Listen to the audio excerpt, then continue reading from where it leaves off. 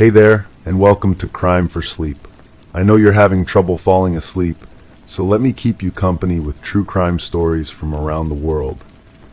Before we dive in, I'm curious, where did you first hear this one?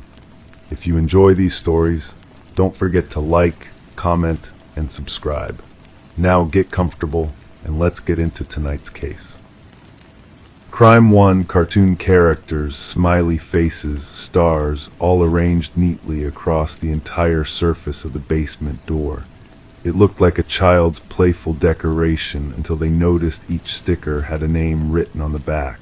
The final one, placed at eye level, read, "Yours." The house at 327 Maple Street in Riverdale, Minnesota, had belonged to the Easton family for nearly 40 years.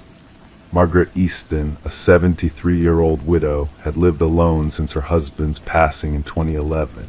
Neighbors described her as pleasant but private, the kind of woman who would wave from her porch but rarely engaged in lengthy conversations. She kept her lawn meticulously maintained and always placed a wreath on her door during the holidays. On Sundays, Margaret would attend the 9 a.m. service at First Lutheran Church, then stop at Parker's Bakery for a cinnamon roll and coffee. This routine was so consistent that when she didn't appear at church on Sunday, April 12, 2023, Linda Chambers, who had sat beside Margaret in the same pew for over 15 years, immediately felt something was wrong. She never missed a service, Linda would later tell Detective Aaron Morris. Not once in all the years I've known her, not even when she had the flu last winter. Linda called Margaret's house that afternoon, no answer. She called again that evening, still no answer. The following morning, Linda drove to Maple Street and knocked on Margaret's front door. When no one came to the door, she peered through the living room window. Everything looked perfectly normal. The television was off. Margaret's reading glasses were folded neatly on the side table, and her favorite Afghan was draped over the arm of her recliner. Linda used the spare key that Margaret had given her for emergencies to enter the house. She called out Margaret's name as she stepped into the foyer. The house was silent except for the soft ticking of the grandfather clock in the hallway. Linda checked the kitchen, the living room, the downstairs bathroom. No sign of Margaret. She climbed the stairs to the second floor and found Margaret's bedroom undisturbed. The bed was made with hospital corners, just as Margaret had learned from her mother decades ago. It was when Linda returned to the first floor that she noticed something unusual. The basement door, which she had passed without much thought earlier, caught her attention. In all the years Linda had known Margaret, she had never seen this door decorated. Now it was completely covered in colorful stickers, cartoon characters, stars, animals, and smiley faces, arranged in neat, overlapping rows. Linda approached the door slowly, unsettled by this unexplained change. As she reached for the doorknob, she noticed that one sticker, a yellow smiley face placed exactly at her eye level, was slightly peeling at the corner. Almost instinctively, she lifted the edge of the sticker and saw writing on the back, a name, Daniel Croft. Linda didn't recognize the name, but something compelled her to check another sticker, a blue star. On its back was written Maria Sanchez. She checked a third, Thomas Weber. Linda's hands began to tremble as she pulled out her phone and called 911. Detective Aaron Morris arrived at the Easton residence 40 minutes later.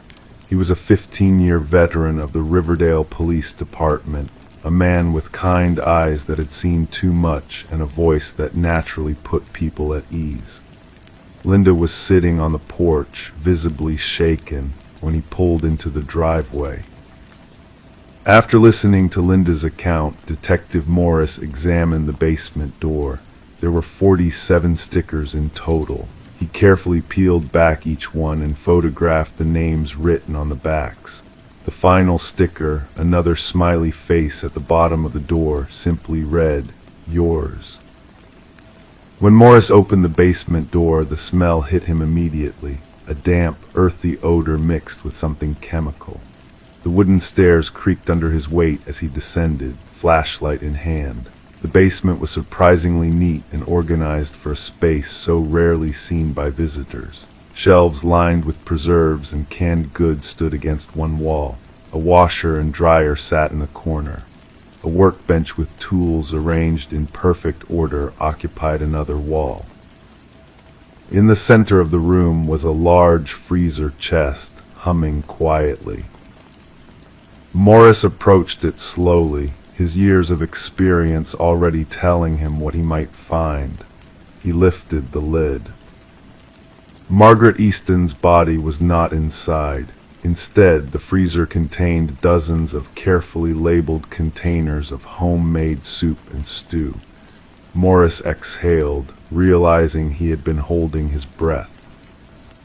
A thorough search of the basement revealed nothing immediately suspicious, aside from a small desk in the corner with a laptop and a file cabinet.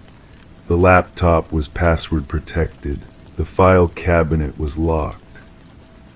By evening, the Easton house had become the center of a missing persons investigation. Forensic technicians combed through every room while officers canvassed the neighborhood, asking if anyone had seen Margaret in the past few days. The investigation took an unexpected turn when the forensic team discovered that many of the names from the stickers matched missing persons cases from across 3 states, Minnesota, Wisconsin, and Iowa, dating back nearly 30 years. Daniel Croft had disappeared from Minneapolis in 1997. Maria Sanchez had vanished while walking home from work in Eau Claire, Wisconsin in 2005. Thomas Weber had been reported missing from his college dorm in Iowa City in 2012. None of these cases had ever been connected before. None had ever been traced to quiet, church-going Margaret Easton. When technicians finally accessed Margaret's laptop 3 days later, they found meticulously organized folders named after each person on the stickers.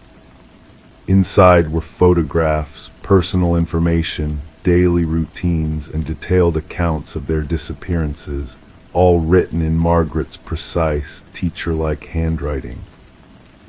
But perhaps most disturbing was a folder labeled Method, which contained step-by-step instructions for approaching, subduing, and disposing of victims.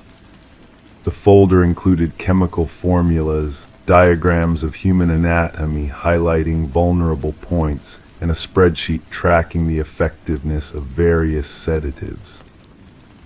As investigators dug deeper into Margaret's background, they discovered that before her retirement in 2003, she had worked as a pharmaceutical research assistant at Riverdale Memorial Hospital.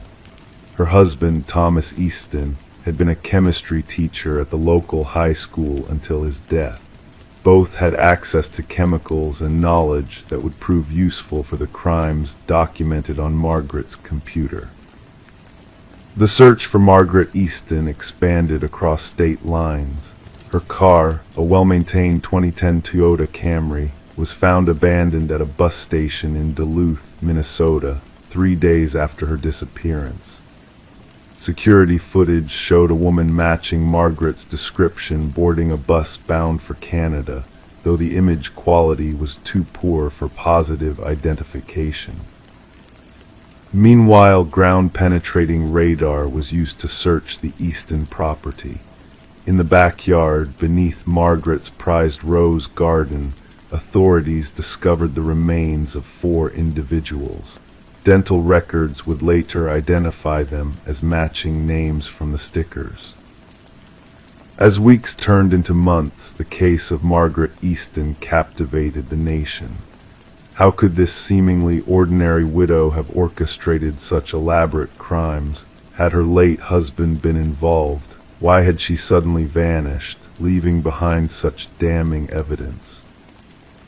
The basement door with its colorful stickers became an iconic image in true crime media, a cheerful facade concealing unimaginable horrors. Some investigators theorized that Margaret had never intended to disappear, that perhaps she had been planning to add another name to her collection when something went wrong. Others suggested that declining health might have prompted her to flee rather than face justice. 2 years have passed since Margaret Easton vanished. Despite international bulletins and extensive searches, she remains at large. Occasionally, reports surface of an elderly woman resembling Margaret in small towns across Canada or the northern United States, but none have led to her capture. The house on Maple Street stands empty now, its windows boarded up, its garden overgrown. Locals avoid walking past it after dark. Some claim they can see a light moving in the basement at night, though police have investigated these reports and found nothing. The only thing that remains certain is that somewhere out there, Margaret Easton may be watching, waiting, perhaps even selecting the next name to add to her collection, a name that could be yours.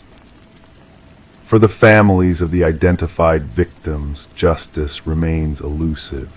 For the investigators assigned to the case, sleep remains difficult. And for the residents of Riverdale, Minnesota, the question lingers, how well do we really know our neighbors? The basement door with its stickers was eventually removed and placed into evidence storage, where it remains to this day, a colorful monument to calculated evil hiding in plain sight. Sometimes the monsters we should fear most are not hiding under the bed or in the closet. Sometimes they're sitting next to us in church, smiling gently as they pass the collection plate. Crime 2, fresh, dark soil packed tightly where the mattress should have been. On top of it sat a pacifier, still wet, and a plastic spoon stained red. Beneath the surface, buried deep, they found a music box playing without winding. It was stuck on the same note. At first glance, Officer Morris thought it was potting soil. The mother had mentioned gardening as a hobby during the initial questioning, tears streaming down her face as she described the tomatoes she'd been growing on the apartment balcony. But this was different. This soil was from somewhere else entirely. Angela Winters had been a quiet presence in the small town of Harrington Falls, Pennsylvania. She'd moved there 3 years ago, a young single mother with a newborn son, Ethan. Her neighbors described her as private but pleasant, the kind of person who would wave from her car but rarely stop to chat. She worked remotely as a medical transcriptionist, typing reports in the early morning hours while her baby slept. The arrangement allowed her to care for her son during the day while maintaining her independence. That's what she told people anyway. On Tuesdays, she would take Ethan to the park, pushing him in a stroller along the river path. Claudia Mendez, who ran the coffee cart by the playground, remembered how Angela would always order the same thing, a medium black coffee, no sugar. She never seemed happy, Claudia later told investigators, but she was always gentle with the boy, always watching him like she was afraid he might vanish if she looked away. Detective Sarah Wallace noted this detail in her worn leather notebook. It was the same notebook where she'd first written down the report that came in at 3:14 a.m. on April 17th. The call had come from Mrs. Thornton, who lived in the apartment below Angela's. The crying had been going on for hours, she said, and then suddenly stopped. The silence had awakened her more than the noise had. When the police arrived, Angela opened the door in a bathrobe, her eyes swollen from crying or lack of sleep, or both. The apartment was immaculate, too clean, Detective Wallace would later observe. No signs of a normal life with a toddler. No toys scattered on the floor, no food smears on the furniture, no fingerprints on the glass coffee table. "Where's Ethan?" Officer Morris had asked, stepping cautiously into the apartment. Angela's voice was barely audible, in his room, sleeping. The nursery door was closed. When Officer Morris turned the handle, Angela didn't move to stop him. She simply stood in the hallway, her arms hanging limply at her sides, watching as the door swung open. The room was painted a soft blue. A mobile of stars and moons hung from the ceiling, turning slowly in the draft from the open door. Against the wall stood a white wooden crib, and inside the crib was dirt, fresh, dark soil packed tightly where the mattress should have been. That was the beginning of the Winters case, as it came to be known around the station. The case that would haunt Detective Wallace through sleepless nights and silent mornings. The case that would divide the town of Harrington falls into those who believed and those who didn't. The case of the missing boy whose mother insisted he was still there, sleeping soundly in his crib. No body was found in the soil. The forensics team sifted through every grain, but there was nothing, no bones, no clothing, no DNA. Only the pacifier, the red-stained spoon, and the broken music box buried 6 inches down. The soil itself came from the woods behind the Oak Ridge Cemetery, 3 miles from Angela's apartment. The cemetery groundskeeper confirmed that dirt had been disturbed recently near the oldest graves, but couldn't say when or by whom.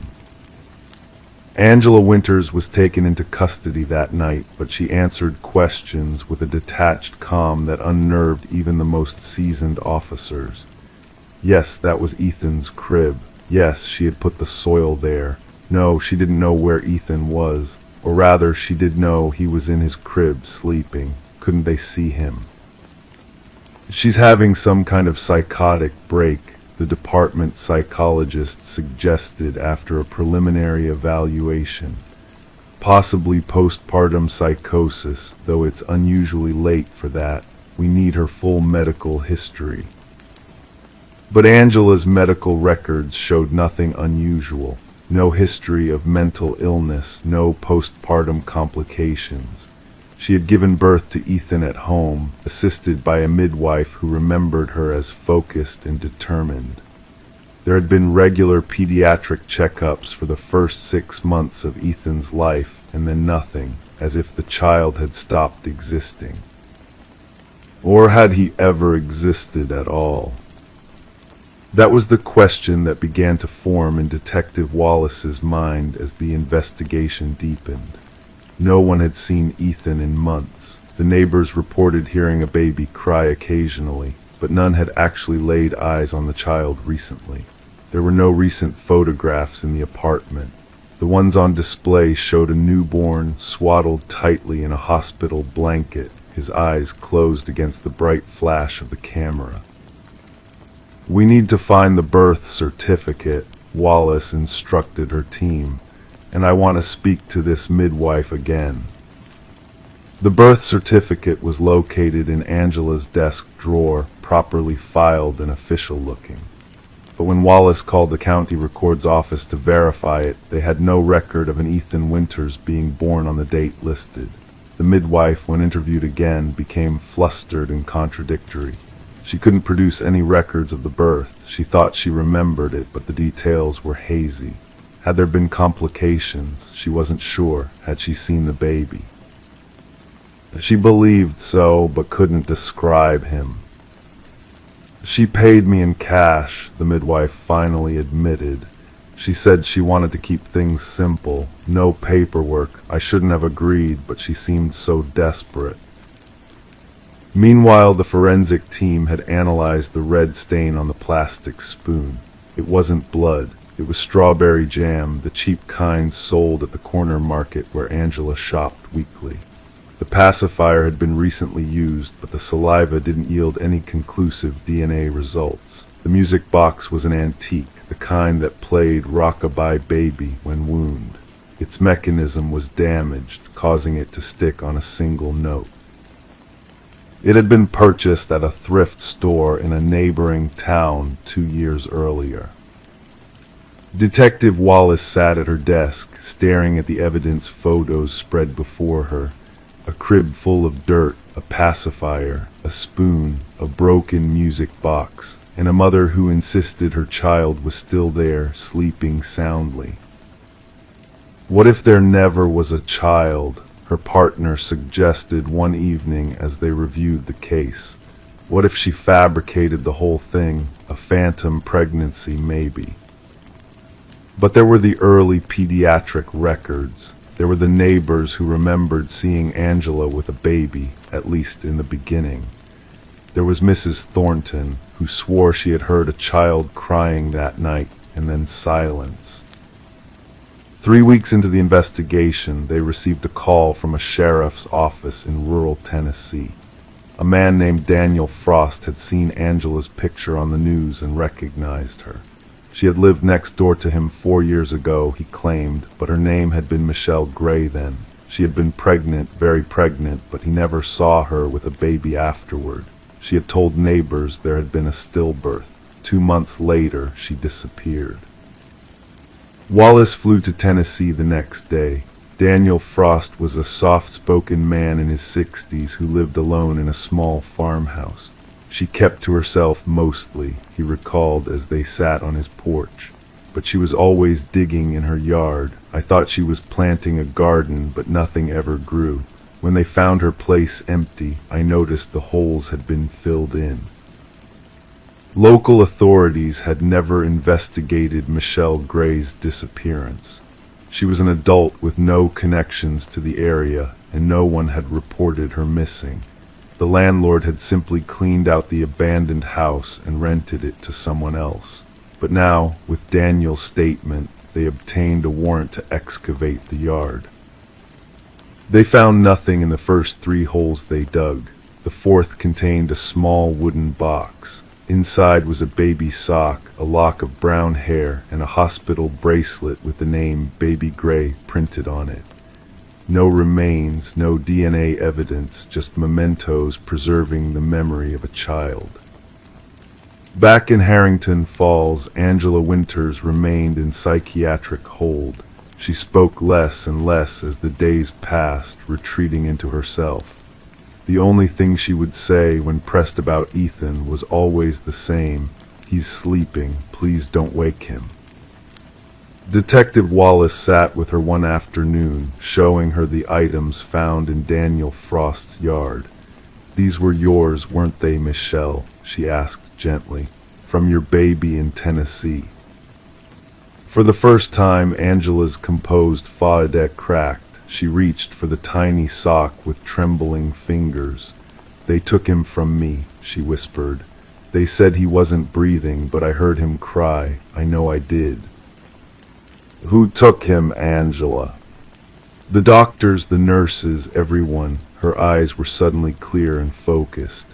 "They wouldn't give him back to me. They said he was gone, but I could hear him crying at night, so I followed the sound. I've been following it ever since."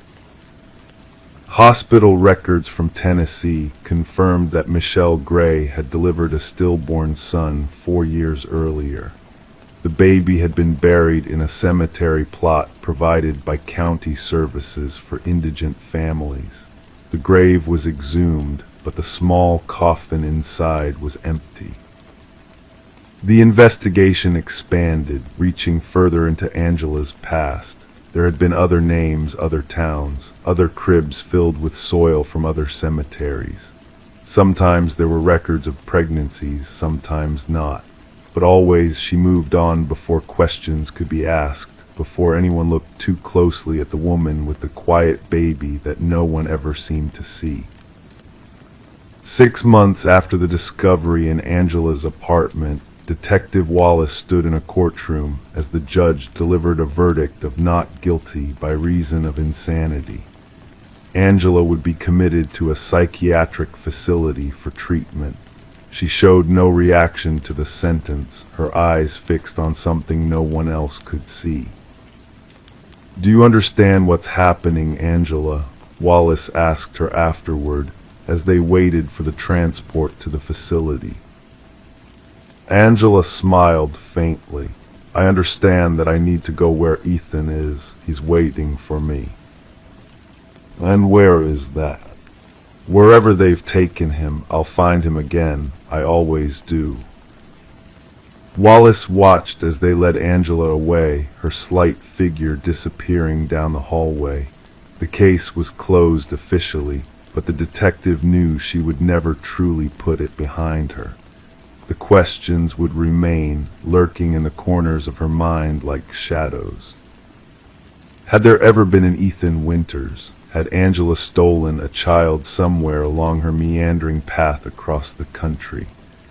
Or was she eternally mourning a baby who had never taken a breath, filling cribs with graveyard soil as if it could somehow bring him to life? In Harrington Falls, people still whisper about the woman who lived in the apartment complex by the river. Some say they can hear a baby crying late at night, though the unit remains vacant. Others claim to have seen a woman digging in the Oak Ridge Cemetery after hours, but no one has been caught. Detective Wallace keeps the case file in her desk drawer. Sometimes she takes it out and reviews the photographs, the crib full of dirt, the pacifier, the spoon, the broken music box. And she wonders about the sound of silence that woke Mrs. Thornton that night, the absence that was somehow louder than any cry. The sound of a child who was never there, or who had been there all along, sleeping soundly beneath the soil, just as his mother had said. Crime 3, you could walk in, but once inside the door vanished, just seamless metal walls. Scratches lined the corners, and someone had torn pieces of their own shirt to write on.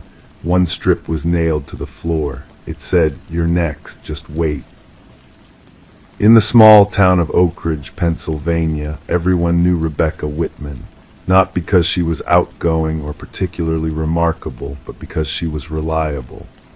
At 32, she worked at the local pharmacy, lived in her grandmother's old Victorian home on Maple Street, and volunteered at the animal shelter every second Sunday. Her routine was as predictable as the seasons: coffee at 6 a.m., work by 8, home by 5:30, lights out at 10.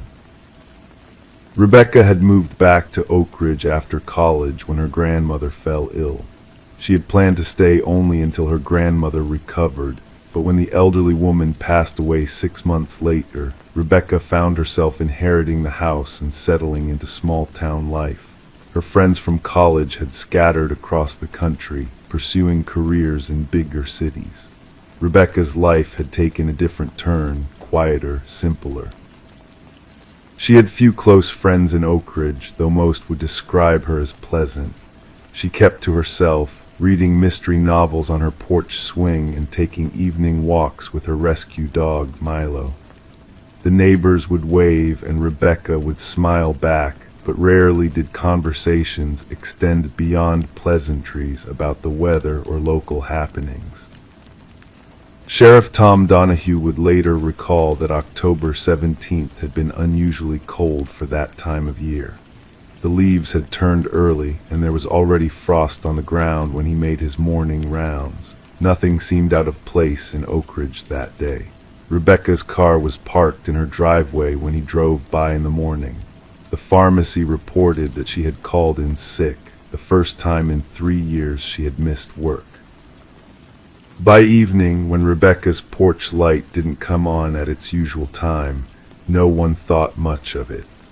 It wasn't until Milo's persistent barking through the night prompted complaints from neighbors that anyone realized something might be wrong. At 7:46 a.m. on October 18th, Sheriff Donahue responded to a neighbor's call about the barking dog. He knocked on Rebecca's front door, then her back door, then peered through windows. Rebecca's bed was made. Her coffee mug sat empty by the sink. Her medication for mild anxiety remained in its organizer, the Thursday compartment still full. Her cell phone was on the kitchen counter, uncharged. It was like she had just stepped out for a minute, Sheriff Donahue would later tell reporters, except she hadn't, and everything else was in its place. The initial search revealed nothing unusual in the house, no signs of forced entry, no struggle.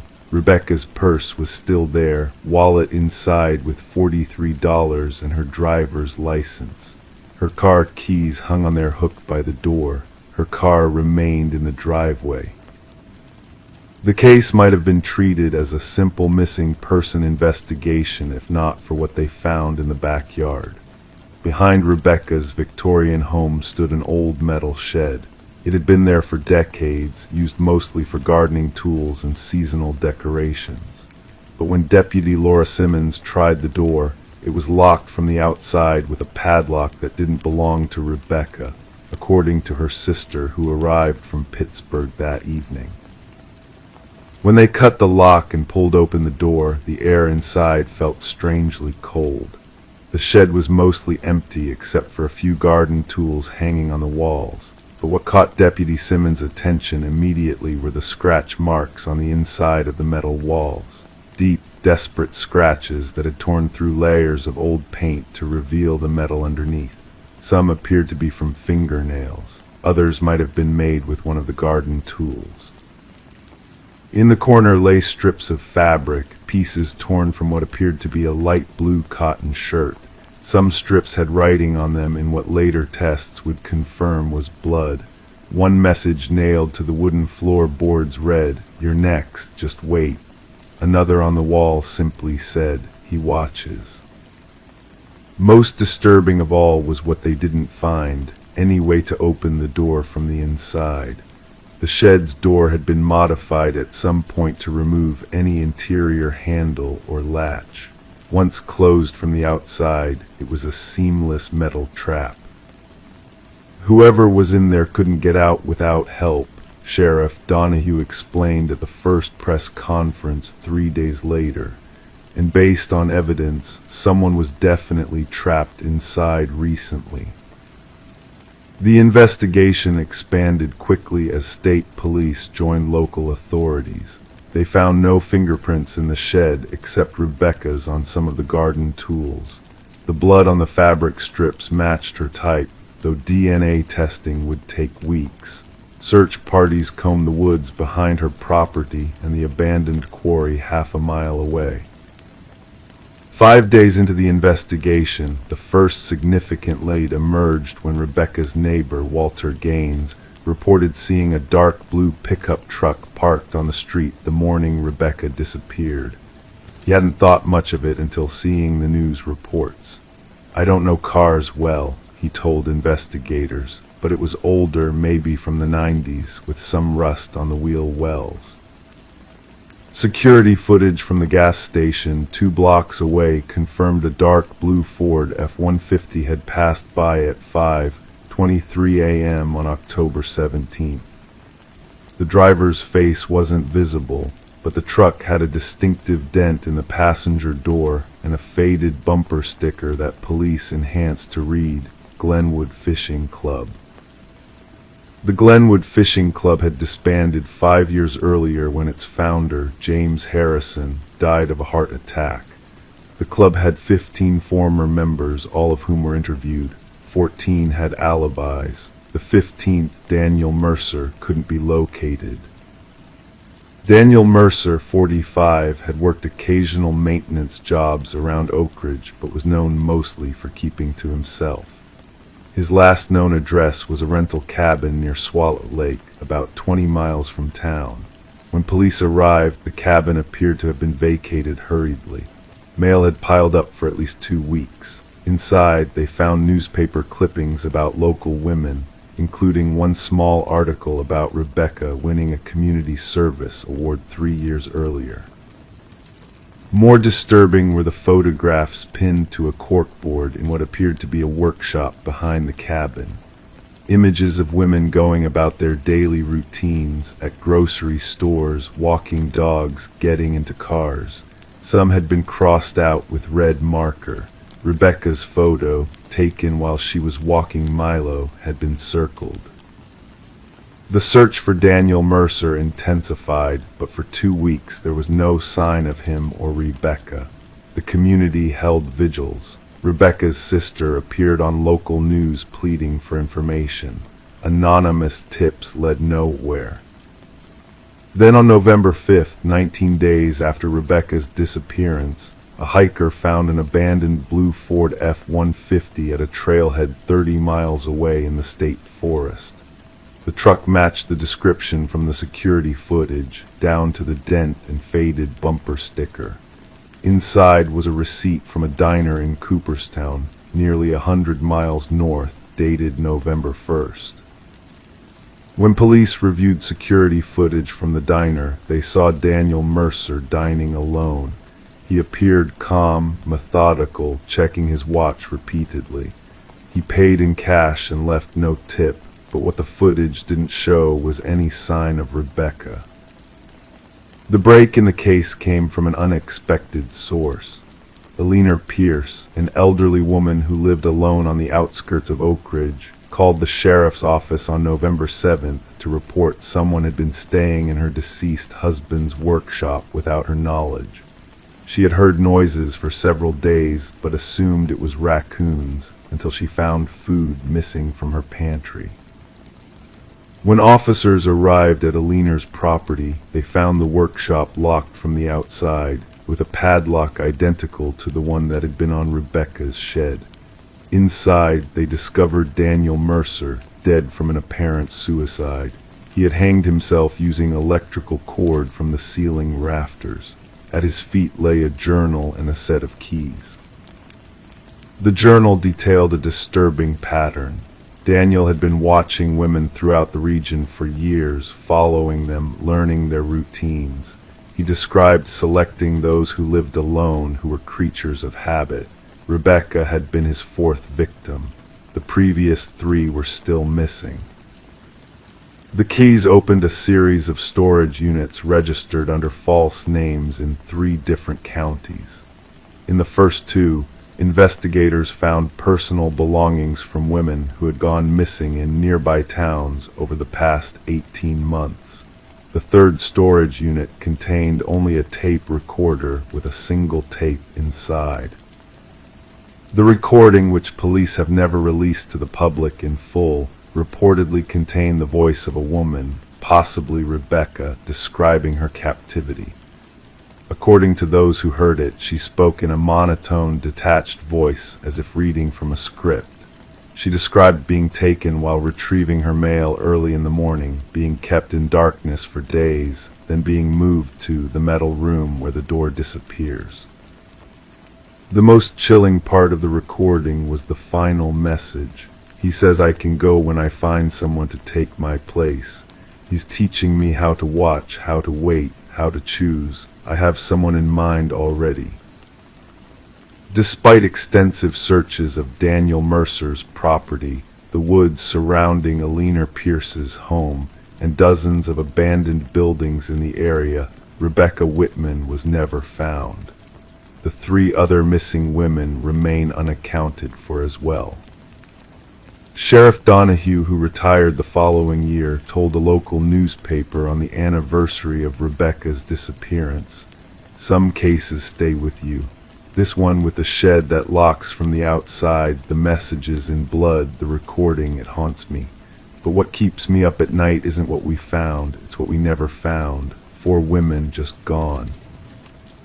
The metal shed behind Rebecca's Victorian home was demolished 6 months after her disappearance when her sister sold the property. The new owners built a deck in its place and planted a garden in Rebecca's memory. Occasionally, people in neighboring towns report seeing a woman who resembles Rebecca Whitman. She's always alone, always watching someone from a distance. By the time police respond, she's gone. Some dismiss these sightings as urban legend born from tragedy. Others wonder if there's more to Daniel Mercer's final message than investigators ever discovered. In Oak Ridge, many still lock their doors at night with extra care. They check their sheds and garages before dark, and they pay careful attention to anyone new who moves to town, especially those who keep to themselves. Because in the quiet moments when the wind rustles through autumn leaves, they remember Rebecca and wonder if someone is watching, waiting to find someone to take her place. Crime 4, dozens of scraps of paper, folded, crumpled, even burned, shoved beneath the wood. Most were pleas for help. Some were just single words. Below, teeth, stop. One note, wrapped around a sewing needle, simply said, dig beneath the kitchen. In the quiet township of Millfield, Pennsylvania, houses rarely changed hands. The small community, nestled between rolling hills and dense forests, prided itself on generational homes and neighbors who had known each other since childhood. So when the Victorian house on Sycamore Street went up for sale in October 2018, it caused a ripple of curiosity through the close-knit town. The previous owner, Eleanor Blackwood, had lived there for over 40 years, mostly alone after her husband passed in the early 90s. Eleanor had been a fixture in Millfield, the retired high school English teacher who volunteered at the library twice a week and always brought her famous apple pie to community potlucks. Her sudden decision to move to a Florida retirement community surprised everyone who knew her. She didn't say goodbye to anyone. The house sat empty for 6 months before a young couple, Melissa and James Harmon, purchased it at a surprisingly low price.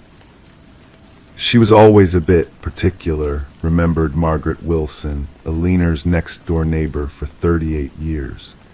She'd invite you in for tea, but you always felt like you were intruding somehow. In those last few years, I hardly saw her at all. The curtains were always drawn. The Harmons were thrilled with their first home purchase. At 32, Melissa had recently started her own graphic design business, while James worked remotely as a software engineer. Both from Philadelphia, they had dreamed of a quieter life away from the city, a place where they could eventually raise a family. The Victorians peeling wallpaper and creaking floors didn't bother them. They saw potential where others might have seen decay. We were so excited about the renovation, Melissa would later tell Detective Rebecca Collins.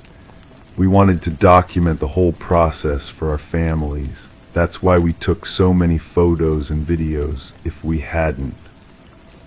Their renovation began in the living room, where they planned to restore the original hardwood floors hidden beneath layers of worn carpet. James rented the equipment himself, eager to save money by doing the work on weekends. They invited friends over for a carpet removal party, laughing as they rolled up decades of dust-laden fabric. It was on the third day of floor restoration, while sanding near the bay window, that James noticed something peculiar. A floorboard that seemed slightly raised compared to the others. Thinking it might be warped from water damage, he gently pried it up with a crowbar. I thought maybe I'd find old coins or something, James later said, his voice hollow with the memory. You hear about people finding treasures in old houses. I never expected that. What James found wasn't treasure, at least not in the conventional sense. Between the floorboard and the subfloor, stuffed into the narrow gap, were dozens of small paper scraps. Folded, crumpled notes, some appearing to have been torn from notebooks, others from the margins of books or newspapers. Many were weathered, their ink faded, suggesting they had been there for years. Curious, James called Melissa over. Together, they carefully extracted the papers and began unfolding them on the half-sanded floor. The first few notes seemed innocuous enough. Check basement again. He was there last night. Don't forget medicine. But as they continued, the messages became increasingly disturbing. They're watching through the walls. I can hear them beneath the floorboards. Help me before it's too late. At first we thought maybe Eleanor had dementia, Melissa explained, or some other mental health issue. We felt bad for her, you know. We thought about trying to contact her in Florida to let her know we found these notes she must have hidden during some episode. The couple took photos of the notes, uncertain what to do with them. They decided to continue with their renovation, agreeing to research Eleanor's contact information later. But the following day, as they moved to another section of the living room floor, they found more hidden notes, and then more.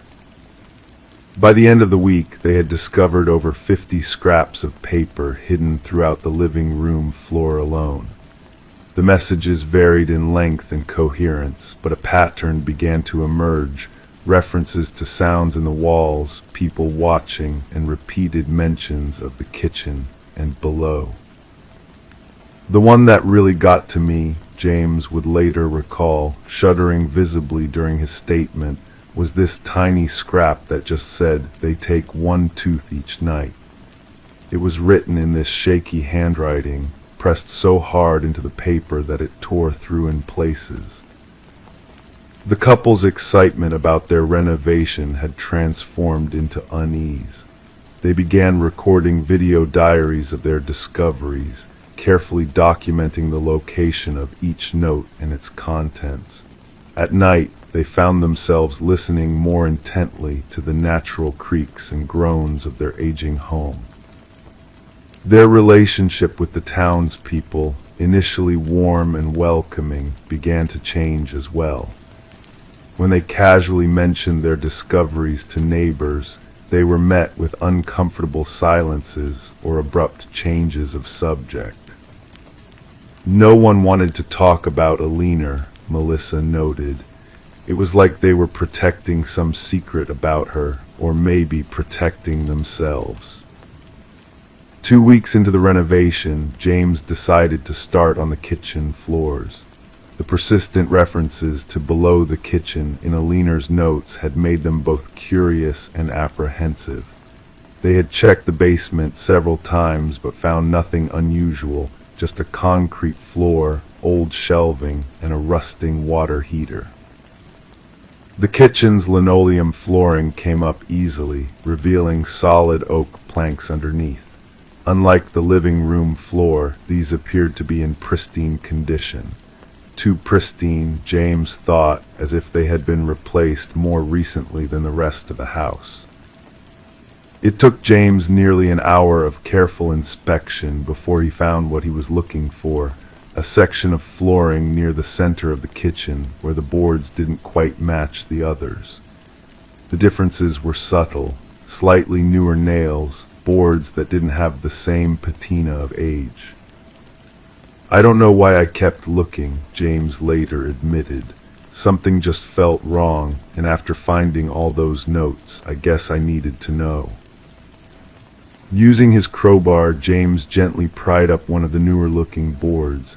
Beneath it was not the expected subfloor, but a small hollow space containing a metal box, roughly the size of a large book. The box was locked, but the key was taped to its underside, as if whoever hid it wanted it to be found eventually. Inside the box was a leather-bound journal and a sealed envelope addressed simply to the new owners. With trembling hands, Melissa opened the envelope while James recorded on his phone. The letter inside, written in the same shaky handwriting as many of the notes, began, "If you're reading this, I couldn't stay any longer. I'm sorry for what you'll find. It wasn't supposed to be this way." The 5-page letter, dated just weeks before Eleanor had suddenly left for Florida, detailed a history far different from the quiet life of an English teacher that the town knew. Eleanor wrote of moving to Millfield in 1978 with her husband, Richard, after he had accepted a position at a research facility in the neighboring town. She described how Richard's behavior had changed within months of starting the new job, becoming secretive, staying late at work, sometimes not coming home for days. "He started bringing his work home," Eleanor wrote. "At first just papers, then samples. He converted our basement into a lab of sorts. I wasn't allowed down there, ever, but I heard things at night, movements, sometimes voices that weren't his." According to Eleanor's letter, Richard died not from the heart attack that town records showed, but from what she called contamination from his work. She found him in the basement, his body covered in unusual markings, his eyes clouded white. Before calling for help, she had locked the basement and told authorities he had collapsed in the kitchen. "I should have left then," she wrote, "but where would I go? What would I say? No one would believe me. And I was afraid that whatever had happened to Richard might happen to others if I didn't stay to keep it contained." The journal contained nearly 30 years of entries, documenting Eleanor's increasing paranoia or vigilance, depending on how one interpreted her words. She wrote of sounds beneath the house that no one else could hear, of strange visitors to the neighborhood who seemed to watch her home, of pets that went missing on her street. Most disturbing were her descriptions of what she called episodes, periods of several days when she would lose time, awakening to find strange objects in her house or dirt beneath her fingernails. After these episodes, she began hiding notes throughout the house, reminders to herself, warnings, pleas for help that she was too afraid to share with others. The final journal entry, dated October 3, 2018, simply read, "I sealed it as best I could, concrete over the basement door, new floors in the kitchen, but I can still hear it some nights. Moving, waiting, I can't stay any longer. God forgive me for what I'm leaving behind." Melissa and James spent that night in a hotel. The following morning, they contacted the Millfield Police Department. Detective Rebecca Collins was assigned to investigate their claims, though she admitted to the couple that she was skeptical. "People hide all sorts of things in old houses," she told them, and Eleanor Blackwood was known to be a bit eccentric in her later years, but we'll take a look. The initial inspection of the house revealed nothing beyond what the Harmons had discovered. The basement showed signs of having been renovated multiple times, with layers of concrete poured at different periods. Ground-penetrating radar showed some anomalies beneath the basement floor, but these could have been attributed to old utility lines or natural formations. The case might have ended there, classified as the delusions of an elderly woman, if not for what happened 3 nights later. The Harmons had reluctantly returned to their home, sleeping in the upstairs bedroom while keeping the first floor sealed off. Around 3:17 a.m., both were awakened by what James described as a rhythmic scratching sound, like fingernails on wood. Their security cameras, installed after their discoveries, captured what followed. The footage, now part of an ongoing investigation, shows the kitchen floor, specifically the area where the metal box had been found, seemingly shifting. Over the course of 7 minutes, one of the floorboards rises slightly, then falls back into place. No visible cause is shown. Subsequent excavation of the basement floor revealed a discovery that has yet to be fully explained. Beneath nearly 2 feet of layered concrete was a small chamber, roughly the size of a closet. Inside were found dental records and personal effects belonging to 3 individuals who had been reported missing in neighboring counties between 1982 and 1994. None had any known connection to Eleanor or Richard Blackwood. Most puzzling to investigators was the condition of the chamber itself. The concrete ceiling, it had been poured from the inside, with no apparent exit for whoever had done the work. Eleanor Blackwood was found deceased in her Florida retirement community 2 days after the basement discovery, the apparent victim of self-administered drug overdose. Beside her bed was a final note that read simply, "I couldn't keep it contained after all."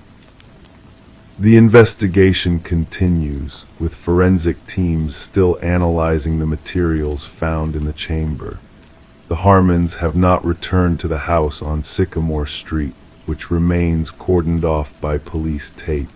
Property records indicate they are in the process of selling it back to the bank at a significant loss. "The thing that keeps me awake at night," Melissa Harmon told a local reporter in a rare interview, "isn't what we found, it's what we still don't know. What was Richard Blackwood really working on? What did Alina think she was containing all those years? And why did she finally leave?" As for the residents of Millfield, most refused to discuss the case with outsiders. But some, particularly the older residents who remember when the Blackwoods first arrived, have begun to check their own floorboards more carefully, just in case. Because sometimes the most terrifying truth isn't what you find hidden in your home. It's realizing that it's been there all along, waiting to be discovered. Crime 5. Sarah Wilkins lived in the kind of neighborhood where people still left their doors unlocked. Pinewood Heights was a middle-class suburb of Fairmont, Oregon, where the streets were lined with red maples and the houses were modest but well-maintained. At 32, Sarah had established herself as a respected high school art teacher, known for her patience with troubled students and her remarkable talent for bringing out creativity in even the most disinterested teenagers. She had grown up in Fairmont, the middle child of 3, with a childhood that neighbors would later describe as perfectly ordinary. Her mother worked as a nurse at the local hospital. Her father ran a small accounting firm. Sarah had been a quiet child, thoughtful and observant, with a passion for photography that blossomed in her teenage years. After college in Portland, she had returned to her hometown, bought a small 2-bedroom house on Chestnut Lane, and settled into a life of comfortable routines. Every morning, Sarah would wake at 6:15, go for a 3-mile run through the neighborhood, shower, and then drive to Fairmont High School in her blue Honda Civic. She would return home around 4:30, often carrying a stack of student portfolios to review. On Tuesday evenings, she hosted a community art class for adults at the local community center. On weekends, she would drive to nearby nature reserves to photograph landscapes and wildlife. Sarah's house was the 4th one on the left side of Chestnut Lane. It was a modest 1970s ranch-style home with pale yellow siding and white trim. The front yard was simple but well kept, with a small flower garden that Sarah tended meticulously. Behind the house was a detached garage that Sarah had converted into a darkroom and art studio. It was her sanctuary, where she would spend hours developing photographs and working on her own paintings. The basement of Sarah's home was finished, with a small guest bedroom, a bathroom, and a storage area. Sarah rarely went down there except to do laundry or to retrieve holiday decorations. But in November 2019, Sarah decided to clean out the storage area. It had been filled with boxes left by the previous homeowner, an elderly widow who had moved to a nursing home after living in the house for nearly 40 years. Among those boxes, Sarah found an old wooden chest. Inside were photographs and documents dating back to the 1940s, along with what appeared to be a journal written in a shaky hand. As she leafed through the journal, Sarah discovered entries describing renovations to the house in the 1950s. One entry caught her attention: April 17, 1956, sealed off the hallway to the east wing today. No need for it anymore. Too many memories. Sarah had never noticed any indication of an east wing in her small ranch home. Her curiosity piqued. She began tapping on walls in the basement, listening for hollow sounds. In the far corner of the storage area, behind a tall metal shelving unit, she found it, a section of wall that sounded different from the rest. The wallpaper pattern was slightly mismatched, nearly imperceptible unless you were looking for it. Carefully, Sarah removed the shelving unit. With a utility knife, she cut along the seam in the wallpaper. Behind it was a door, a simple wooden door with an old brass knob. It wasn't locked. Sarah opened it slowly, revealing a narrow hallway. The air that rushed out was stale and carried a faint, unidentifiable odor. The hallway was dark, but Sarah could see that it extended about 15 feet before ending at what appeared to be a mirror, a full-length mirror mounted on the wall. She went back upstairs to get her phone for light and to take photographs. When she returned and shined her phone's flashlight down the hallway, she noticed something strange. The mirror at the end didn't reflect her light as she would have expected. It wasn't glass, just polished metal shaped like a doorway. No hinges, no knob. When touched, it was cold and slightly damp. As she stepped closer, she noticed her reflection wasn't mimicking her. It blinked when she didn't, and behind it, something shifted in the dark. Sarah dropped her phone in shock. The screen cracked as it hit the concrete floor, but the flashlight remained on, casting strange, elongated shadows along the narrow hallway. She backed away, heart pounding, and slammed the door shut. That night, she pushed the shelving unit back in place and tried to forget what she had seen. But over the next few weeks, Sarah became preoccupied with the hallway. She found herself standing in front of the shelving unit, listening. Sometimes she thought she could hear faint scratching sounds from behind the wall. She began researching the history of her house, looking for any mention of an east wing or any record of the previous occupants before the elderly widow. At the county records office, Sarah discovered that her house had been built in 1947 by a Dr. Frederick Mercer, a research scientist who had worked for the government during World War II. Dr. Mercer had lived in the house with his wife Alina and their daughter Lily. In 1956, Alina and Lily had supposedly moved to California, while Dr. Mercer remained in the house until his death in 1981. But as Sarah dug deeper, inconsistencies emerged. There were no records of Alina or Lily Mercer in California. No school records, no marriage certificates, no death certificates. It was as if they had simply vanished. The only mention of Alina after 1956 was in Dr. Mercer's obituary, which stated that he was preceded in death by his beloved wife, Alina. By January 2020, Sarah's colleagues at Fairmont High School began to notice changes in her behavior. She was distracted during faculty meetings, often staring off into space. Her once immaculate classroom became disorganized. She started canceling her community art classes, citing health issues. Her closest friend, fellow teacher Rebecca Chen, became concerned when Sarah stopped returning her calls. On January 28, 2020, Rebecca went to Sarah's house after school. Sarah's car was in the driveway, but she didn't answer the door. Rebecca used the spare key Sarah had given her to enter. The house was silent and cold. A half-drunk cup of coffee sat on the kitchen counter, a thin layer of mold growing on its surface. Mail had piled up on the dining room table, some of it dating back 2 weeks. Rebecca called out for Sarah, checking each room. The bed was made, the bathroom untouched. Finally, Rebecca went down to the basement. The door to the storage area was open. Inside, the metal shelving unit had been moved aside, revealing the door in the wall. It was partially open, revealing the dark hallway beyond.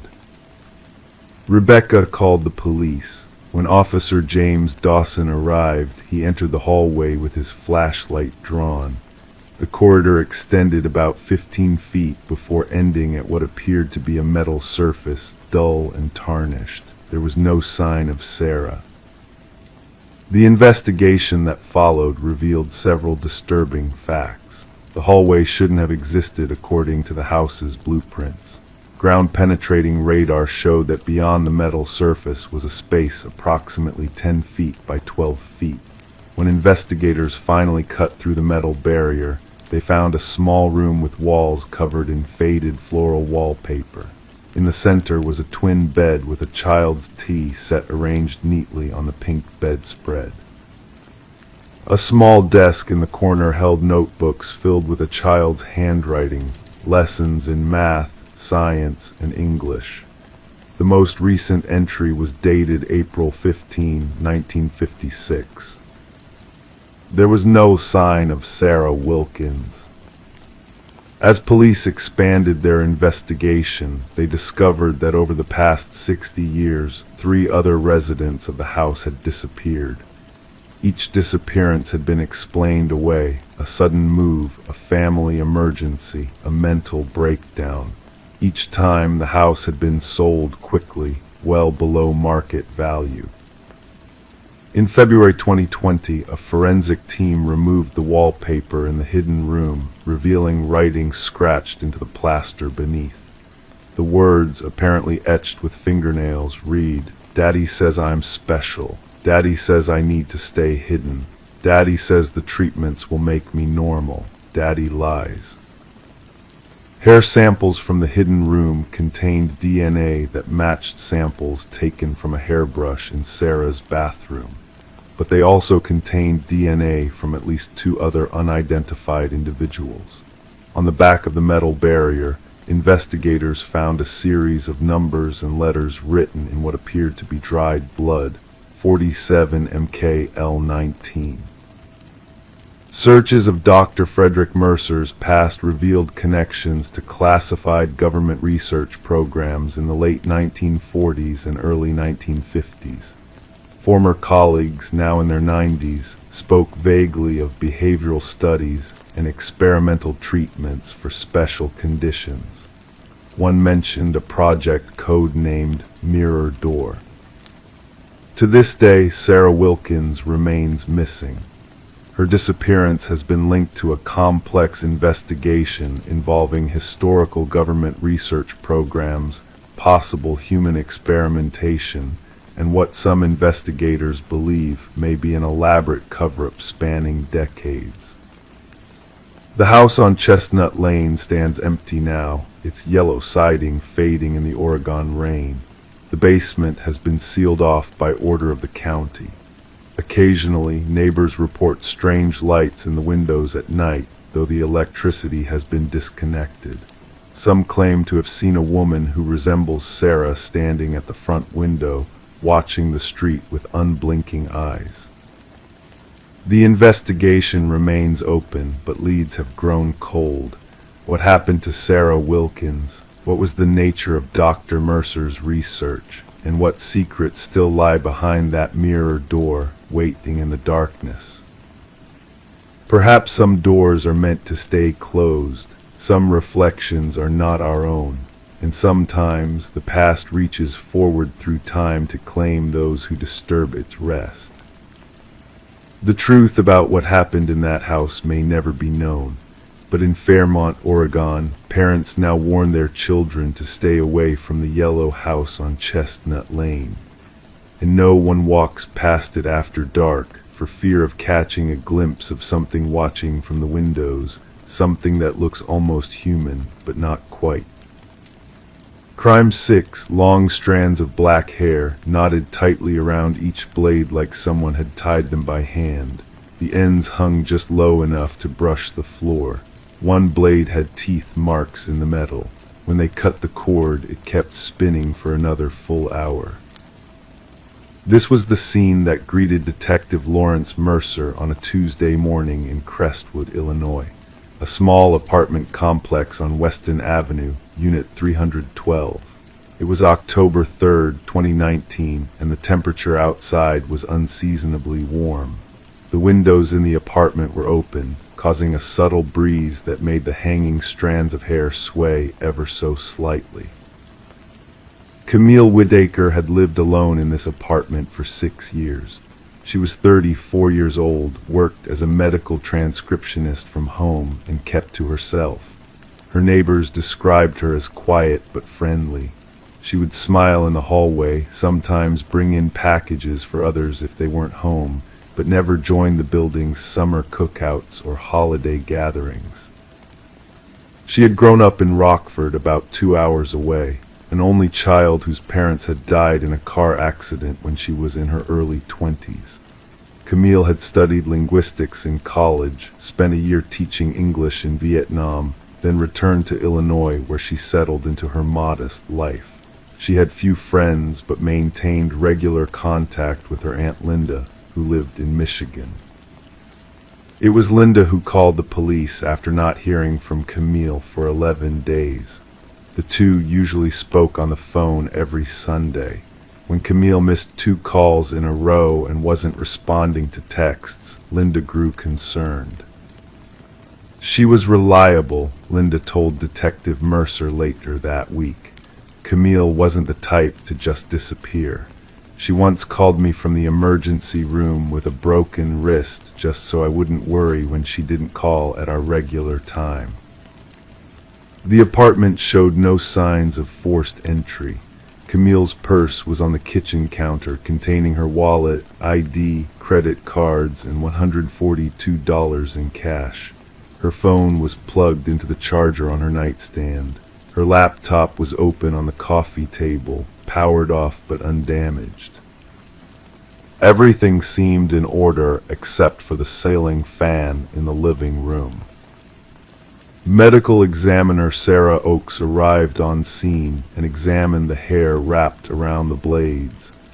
It's consistent with the victims, she noted, bagging several strands for testing, but I've never seen anything like this before. There was no body in the apartment, no blood spatter or signs of struggle. Just a ceiling fan with human hair meticulously wound around its blades and bite marks on the metal. Detective Mercer interviewed the building's residents. The neighbor directly below Camille's apartment, Gerald Wilson, reported hearing a strange humming sound 3 nights prior to the discovery. It wasn't loud, but it was persistent, like something vibrating against the ceiling. I thought maybe she'd gotten one of those robot vacuums or something. No one had seen Camille in nearly 2 weeks. The building's security cameras had been broken for months, a fact that the property management company had been promising to address. The investigation expanded. Camille's browsing history revealed searches for sleep paralysis, night terrors, and sounds in walls at night. Her final search, dated September 22nd, was for what to do if someone is living in your home without you knowing. That search sent a chill through Detective Mercer. He ordered another thorough search of the apartment, focusing on any potential hiding places. The building was old, constructed in the 1970s, with vents large enough for a small person to navigate. They found nothing, no hidden passages, no secret compartments. Camille's phone records showed nothing unusual. Her last outgoing call was to a local Thai restaurant for delivery on September 22nd. The delivery driver remembered dropping off the food, but said Camille seemed distracted when she answered the door, looking past him into the hallway repeatedly. The hair from the ceiling fan was confirmed to be Camille's. The bite marks on the blade were human, but the dental impression didn't match Camille's dental records. The force required to leave marks in metal suggested someone with tremendous jaw strength or someone in an extreme state of distress. 3 weeks into the investigation, they found Camille's car at a long-term parking garage near Chicago's O'Hare Airport. Inside was a suitcase containing several changes of clothes, toiletries, and a notebook. The parking ticket showed the car had been left there on September 23rd, the day after her last known activity in the apartment. The notebook contained entries dating back 6 months. The handwriting started neat and organized but grew increasingly erratic. April 15, I keep waking up with my belongings in different places. I know I put my glasses on the nightstand, but they were on the kitchen counter this morning. May 3, the shower was wet when I got up today. I don't sleepwalk, I never have. June 17, someone is using my computer when I'm asleep. The browser history shows sites I've never visited. August 29, I installed a camera in the living room. When I checked the footage, it was just static from 2:17 a.m. to 4:38 a.m. every night this week. September 19, I hear breathing sometimes. In the closet, in the walls, I'm not crazy. The final entry, dated September 22nd, read simply, "They're coming through the vents." I can hear them pulling themselves through the walls. The scraping sound is their fingernails. They only move when the fan is on. I'm leaving tomorrow. I won't be back. Investigators returned to the apartment with thermal imaging equipment and structural experts. They discovered that the building's ventilation system had been modified sometime in the 1990s, creating several dead spaces between walls. In one such space, accessible only through a vent in the building's basement, they found a makeshift living area, a sleeping bag, food wrappers, water bottles, and a small collection of items. Among the items were hair elastics, a hairbrush with long black hairs, and several Polaroid photos of Camille sleeping in her bed, sitting at her computer, and standing in front of her bathroom mirror. The sleeping bag was still warm when they found it. Fingerprints in the space didn't match any in the criminal database. DNA analysis of saliva found on the water bottles identified the individual as male, but there was no match in any system. 6 months after her disappearance, Camille Whitaker was officially classified as a missing person. Her apartment remained vacant, the property management unable to rent it despite lowering the price significantly. Detective Mercer kept the case open, following leads that gradually dwindled. Security camera footage from O'Hare showed Camille entering the airport alone, carrying only a small backpack. She purchased a ticket in cash for a flight to Seattle, but airport records indicate she never boarded. The ceiling fan was removed as evidence and stored in the police department's evidence room. Occasionally, cleaning staff would report that it seemed to move slightly, as if caught in a breeze, despite being disconnected and stored in a sealed container. 3 years later, a man was arrested in Portland, Oregon, for breaking into an apartment building's ventilation system. His fingerprints matched those found in the space behind Camille's walls. Under questioning, he admitted to living in the ventilation systems of multiple apartment buildings across 5 states. When shown a photo of Camille, he smiled and said, "She heard me. Most of them don't, but she did. She understood that the spaces between walls are where the real world exists." He denied harming her but would not explain the ceiling fan or the hair. When pressed, he would only say, "She wanted to fly. I helped her prepare." Camille Whitaker has never been found. Her Aunt Linda still calls Detective Mercer every few months for updates. The case remains open.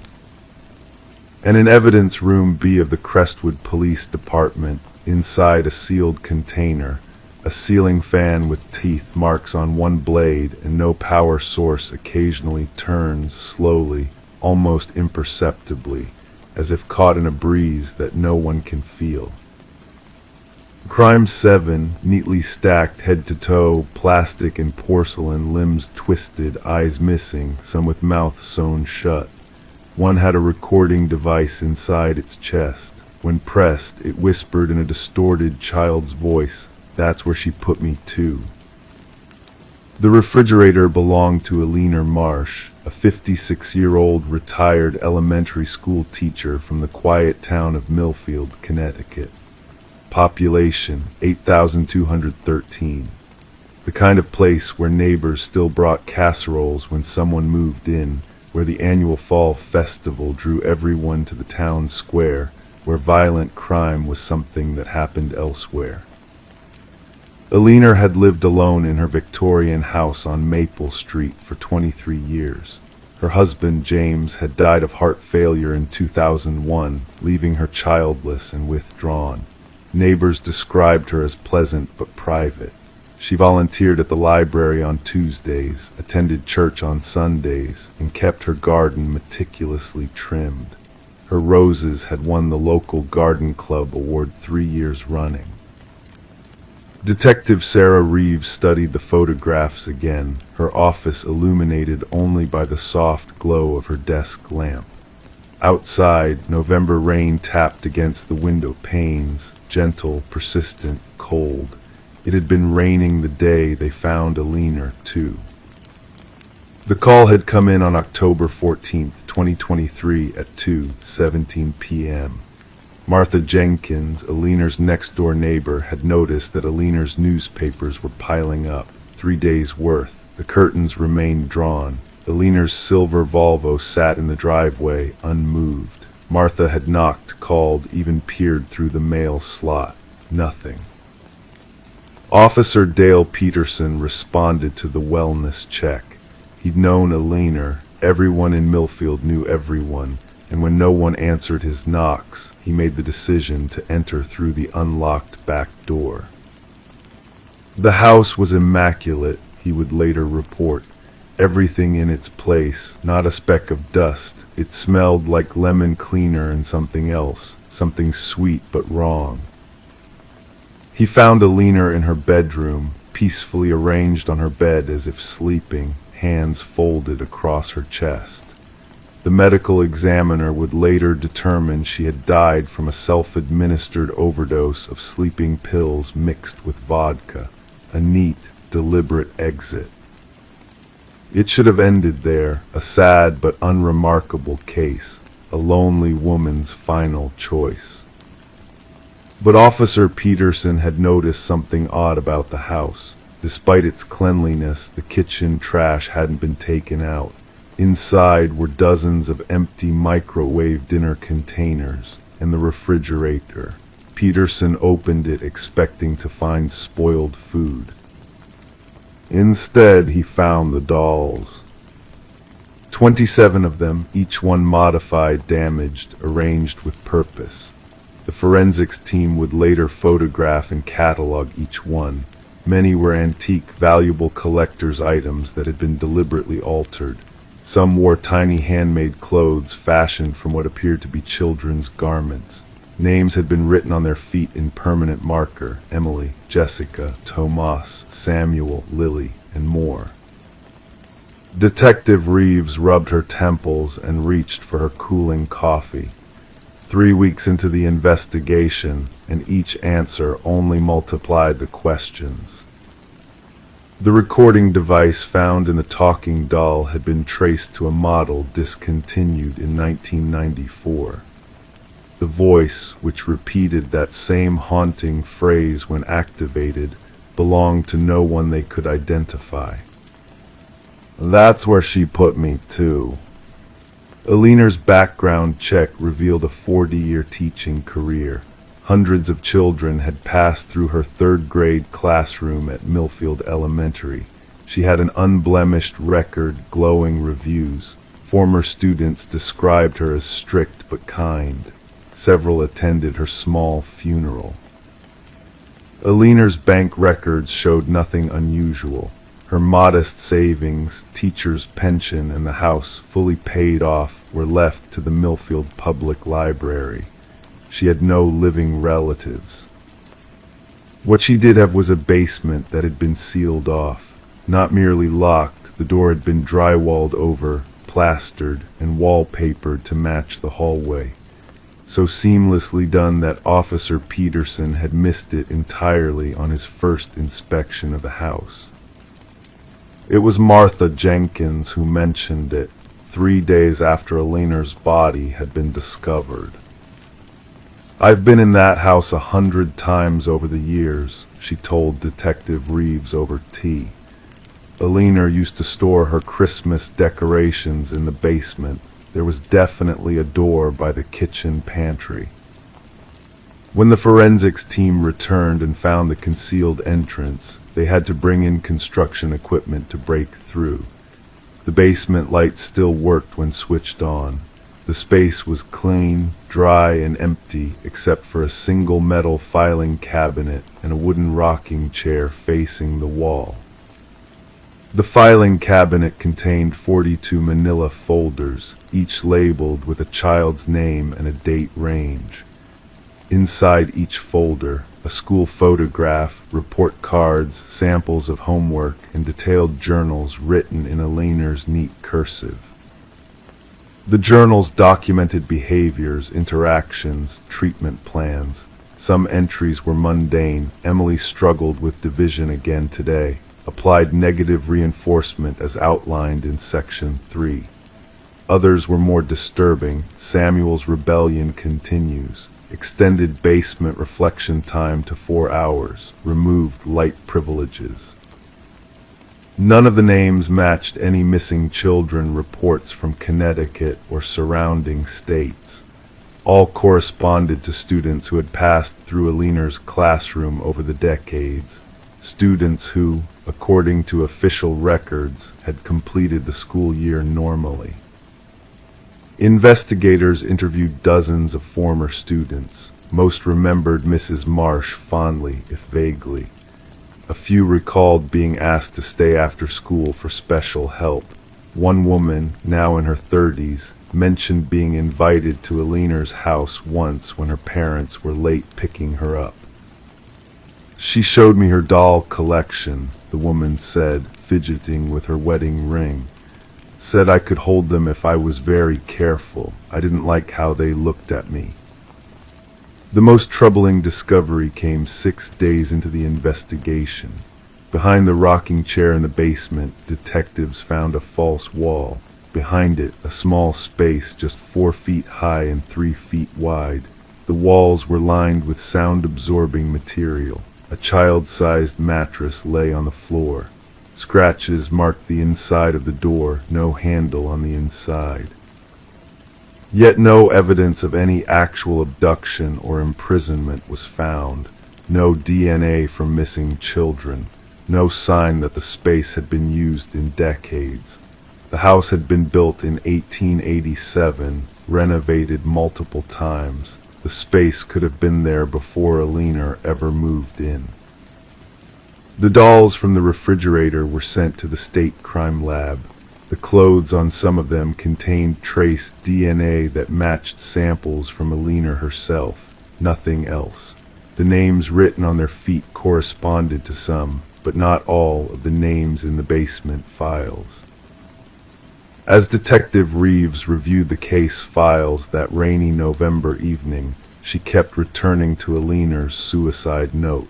It had been found in an envelope addressed to "Whoever finds me," just 3 sentences long.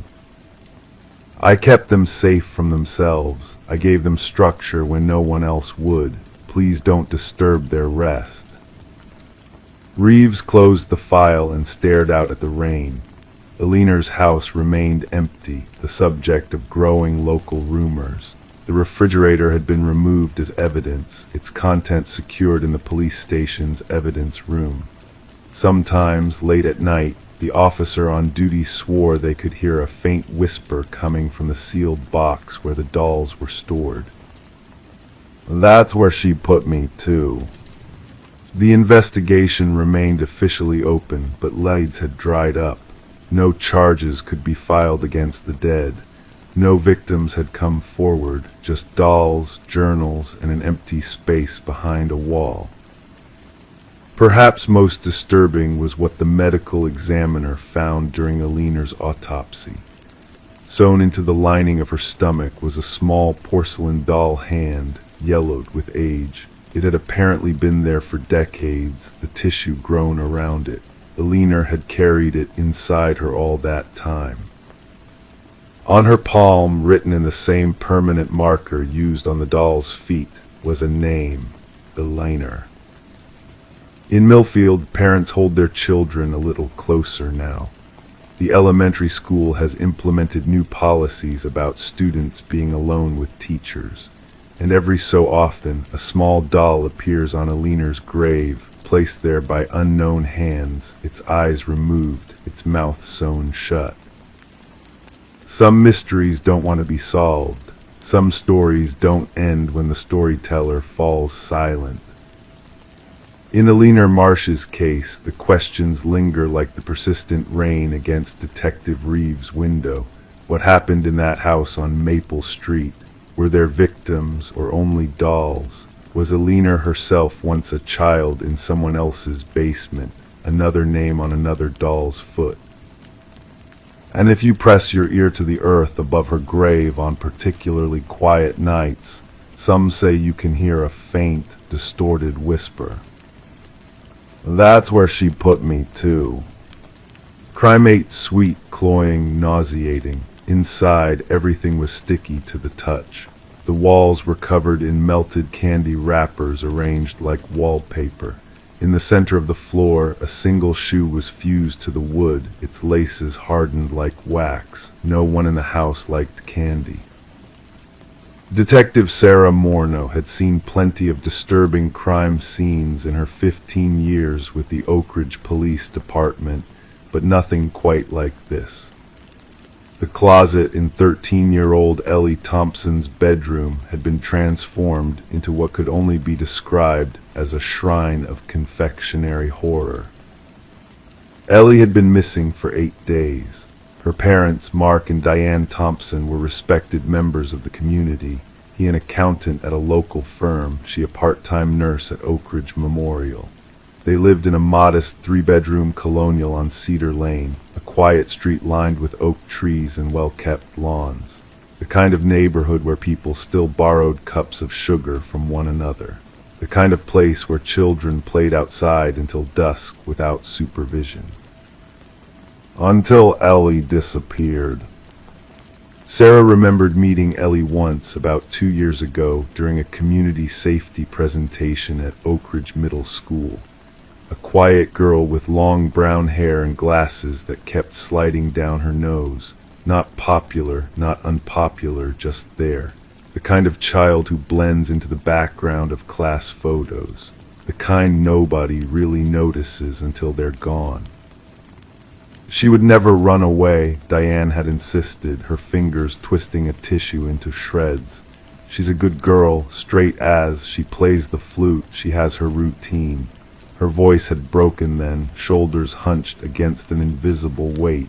Something happened to her, someone took her.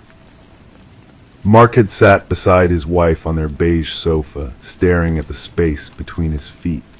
We've been over this with the other officers, he'd said.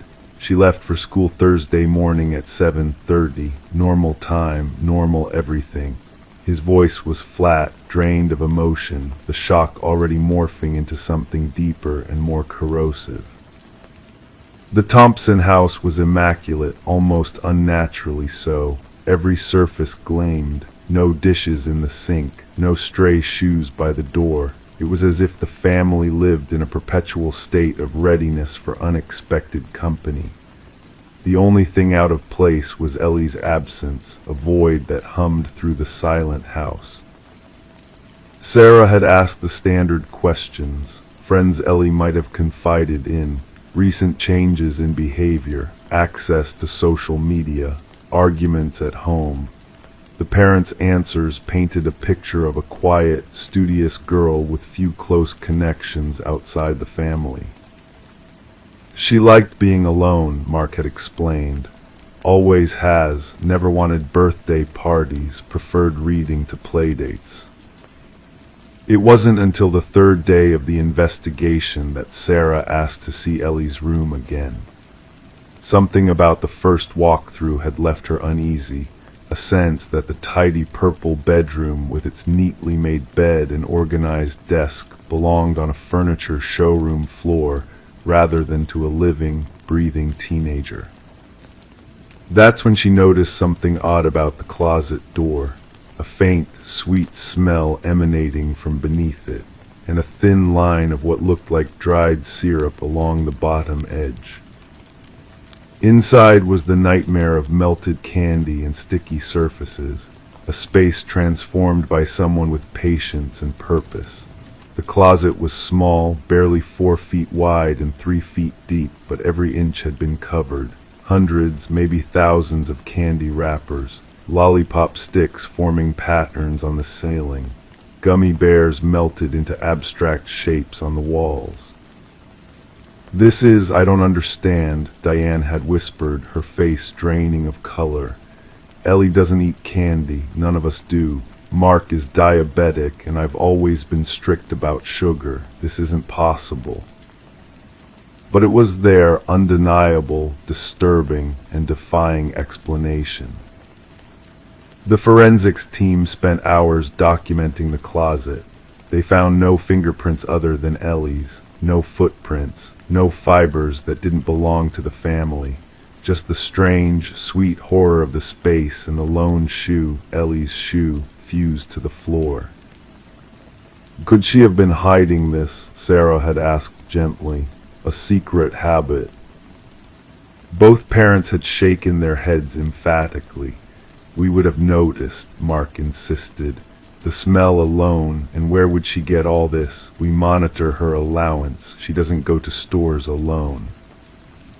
As the investigation deepened, other peculiarities emerged. Ellie's computer showed no suspicious communications, but her search history included multiple queries about local caves and abandoned buildings. Her diary, discovered beneath her mattress, contained increasingly cryptic entries in the weeks before her disappearance. September 12, he says I'm special, different, not like the others who just want things. September 18, met again today. He knows so much about everything. Says I have old eyes. September 27, the sweetness is a disguise, that's what he says. People are drawn to sweetness but don't understand its purpose. October 3, 3 more days and I'll know everything. I'm ready to see behind the curtain. Sarah interviewed Ellie's teachers, who described her as intelligent but withdrawn. Her English teacher, Mr. Lewis, recalled an essay Ellie had written about metamorphosis that had disturbed him slightly, not for its content but for its clinical detachment, as if the girl viewed transformation as a purely mechanical process, devoid of pain or emotion. A classmate, Zoe Willis, eventually came forward after seeing Ellie's photo on the news. She was acting weird the last few weeks, Zoe told Sarah. Like secretive. I saw her once after school talking to some man by the fence. I thought maybe it was her uncle or something. Can you describe him? Sarah had asked, feeling the first real thread of the investigation unfurling before her. Not really tall, wearing a dark coat. It was getting cloudy and I was late for piano lessons. Zoe had paused, brow furrowing, but I remember thinking it was weird that he was giving her something, like handing her a paper bag, and Ellie looked happy. I never saw her look happy before. On day 5, they found Ellie's backpack in Willow Creek Park, 3 miles from her home. Inside was her school ID, her flute in its case, and a small notebook filled with what appeared to be coordinates and times. And something else, dozens of candy wrappers, identical to those in the closet, pressed between the pages like flower specimens. It was Officer Jensen who made the connection. One of the coordinates in Ellie's notebook matched an abandoned sugar refinery on the outskirts of town. The Sweetwater processing plant had closed in 1987 after a devastating fire that claimed 3 lives. It stood now as a hulking skeleton of rusted metal and crumbling brick, surrounded by chain-link fence and no trespassing signs. Worth checking out, Sarah had said, though she privately doubted a 13-year-old girl could access such a location alone. The refinery was a maze of decaying infrastructure and shadow-filled corners. Sarah led a team of 4 officers through the main building, their flashlights cutting through decades of dust and darkness. The air inside was stale, carrying the faint ghost of burnt sugar, the same scent as Ellie's closet. In what had once been the main processing room, they found something that stopped them all in their tracks, a makeshift living space, a sleeping bag, a battery-powered lamp, books stacked in neat piles, a hot plate, and walls covered in the same grotesque candy wrapper collages as Ellie's closet. But no Ellie. What they did find was a journal, much older and more worn than Ellie's diary. The handwriting inside matched none of their samples, neither Ellie's nor her parents'. Its entries spanned years, detailing an elaborate philosophy around sweetness, transformation, and what the writer called the chemistry of becoming. The children always come willingly, one passage read. They recognize something in me that their parents have long forgotten, the capacity for wonder, for metamorphosis. They are caterpillars seeking the cocoon. The final pages contained Polaroid photographs of children, 6 of them, ranging in age from perhaps 10 to 15. In each image, the child stood before a wall of candy wrappers, their expressions serene, almost trance-like. Ellie was in the final photograph, her glasses reflecting the camera flash, her usually solemn face transformed by a small, knowing smile. On the back of her photo, a single line, ready for crystallization. The search expanded. The sugar refinery was combed inch by inch. Ground-penetrating radar scanned the surrounding area. Nothing. On day 7, a storm swept through Oak Ridge. Heavy rain and winds that brought down branches and flooded low-lying areas. The search teams were forced to retreat, operations suspended until conditions improved. It was during this storm that Mark Thompson received a text message from Ellie's phone, the first activity on the device since her disappearance. "Dad, I'm changing. Don't look for me. The sweetness is just the beginning." Cellular triangulation placed the phone's location within the refinery complex, but by the time authorities arrived, the storm had passed and there was no sign of recent human presence. The building stood silent as ever, water dripping from its rusted beams, the ghost of sweetness hanging in the air. Sarah returned to the Thompson home that evening to update the parents. As she approached the front door, she noticed something that made her blood run cold, a thin line of what looked like syrup along the bottom edge of the door, just like Ellie's closet. Inside, the house was dark. Sarah called out, her hand moving instinctively to her weapon. No response. She found Diane and Mark in the kitchen, seated at the table. Between them sat a crystal bowl filled with candies of every description, lollipops, wrapped chocolates, taffy, gumdrops. The sickeningly sweet smell permeated everything. "She came home," Diane said, her voice distant, dreamlike, but she wasn't alone. "Where is she now?" Sarah demanded, scanning the room, the shadowed doorways. Mark looked up, his eyes unfocused. "Everywhere, nowhere. She said we wouldn't understand yet." He picked up a piece of candy from the bowl, unwrapped it with trembling fingers. "She said we need to start with sweetness." They never found Ellie Thompson or the man from the refinery journal.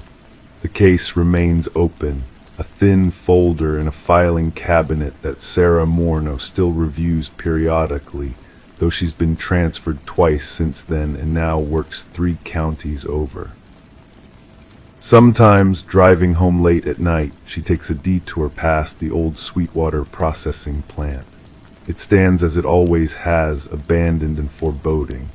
But on certain nights, if the wind is right, she swears she can smell burnt sugar in the air.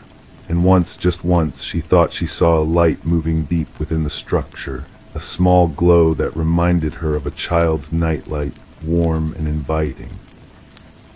She never stops, she never investigates. Some mysteries, she's learned, are better left undisturbed. But she no longer keeps candy in her house. and when Halloween comes around, she leaves her porch light off and her doors locked tight. Just in case sweetness comes calling. Crime 9, it wasn't visible unless you flipped it. A square had been sawed into the bottom, large enough for a person to crawl in. Inside, they found a flashlight, 3 empty juice boxes, and a Polaroid of someone sleeping on that very couch. Their mouth had been drawn over with black ink. The couch belonged to Elaine Bradshaw, a 34-year-old dental hygienist from Beckford, Oregon. A small town that prided itself on knowing everyone's business, yet somehow missed what was happening in the blue house on Maple Street. Elaine had moved there in 2018, seeking the quiet life after divorcing her college sweetheart. She had no children, just a tabby cat named Winston who followed her from room to room as she went about her routines. Each morning, Elaine would wake at 5:30 a.m., make a cup of French press coffee, and read for precisely 45 minutes on that beige sectional couch before getting ready for work. Her colleagues at Beckford Dental described her as meticulous but warm, the kind of person who remembered birthdays and brought homemade cookies to staff meetings. She was, by all accounts, utterly ordinary, which is why what happened that October made so little sense. On Tuesday, October 12th, Elaine didn't show up for her 8:00 a.m. appointment. This was unusual. In 6 years of employment, she had never been late, let alone absent without notice. The receptionist, Dana Winters, called Elaine's cell phone at 8:50. No answer. By 9:30, Dr. Peterson asked Dana to try again. When that call went straight to voicemail, Dana called Elaine's emergency contact, her younger sister, Marlene. Marlene lived 2 hours away in Portland. She hadn't spoken to Elaine since their Sunday night phone call, a standing tradition between the sisters. Nothing had seemed amiss. Elaine had mentioned a leak under her kitchen sink that she planned to fix herself, and how Winston had caught a mouse in the garage. Normal, mundane details of a quiet life. By noon, Marlene was concerned enough to call the Beckford Police Department and request a welfare check. Officer Kevin Donahue was dispatched to Elaine's address. What he found would haunt the small town for years to come. The front door was unlocked, strange for someone as careful as Elaine. Officer Donahue announced himself, then entered when no one responded. The house was silent except for the insistent meowing of Winston, who circled the officer's legs as he moved through the entryway. Nothing seemed disturbed. Elaine's purse sat on the kitchen counter, car keys beside it. Her cell phone was plugged into its charger on the nightstand, alarm still set for 5:30 a.m. The bed was made with hospital corners, no sign that anyone had slept in it the night before. In the bathroom, a toothbrush stood in its holder, still damp. A coffee mug sat half empty on the side table next to the couch, a novel face down beside it. Everything suggested that Elaine had simply vanished in the middle of her morning routine. Officer Donahue called for backup. By evening, the Beckford police had opened a missing persons investigation. They interviewed neighbors, colleagues, the few friends Elaine had made since moving to town. No one had seen anything unusual. Mr. Rivera next door mentioned hearing what might have been a car door around 6:15 a.m., but he couldn't be sure. He was half asleep, getting ready for his own day. 3 days passed with no sign of Elaine. Her bank accounts remained untouched. Her passport was still in the desk drawer. Her car sat in the garage. The investigation seemed to be at a standstill until Marlene arrived to care for Winston and pack some of her sister's things. She was the one who noticed something odd about the couch. It seemed heavier than it should be, Marlene would later tell Detective Sarah Lang. I was going to vacuum underneath it, and when I tried to move it, it barely budged. With the help of Detective Lang, they flipped the sectional onto its back. That's when they discovered the modification to the frame. A neat square approximately 3 feet by 3 feet had been cut into the bottom and fitted with hinges.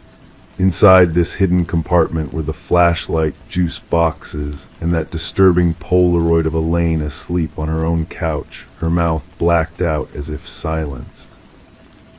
The discovery changed everything. This wasn't a simple disappearance. Someone had been watching Elaine, hiding beneath her while she read, perhaps for weeks or months. The forensics team found something else too. Tiny holes drilled into the wooden frame of the couch, positioned to allow someone inside to see out. Whoever did this wanted to be close to her. Dr. Regina Morton, the consulting forensic psychologist, explained.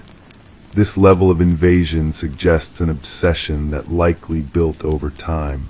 They weren't just watching her from afar, they wanted to share her space, breathe her air, without her knowledge. The juice boxes yielded partial fingerprints, but nothing that matched any database. The flashlight was a common brand available at any hardware store.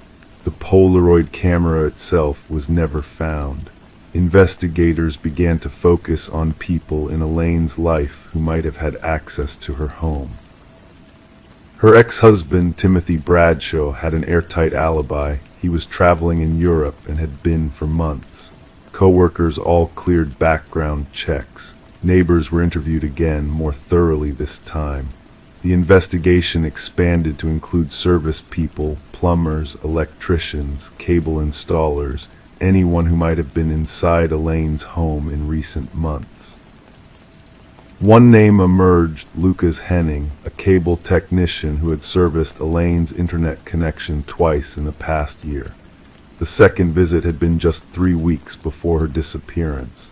Initial background checks had shown nothing concerning, but a deeper dive revealed something troubling. Henning had been questioned, though never charged, in connection with a stalking case in Seattle 5 years earlier.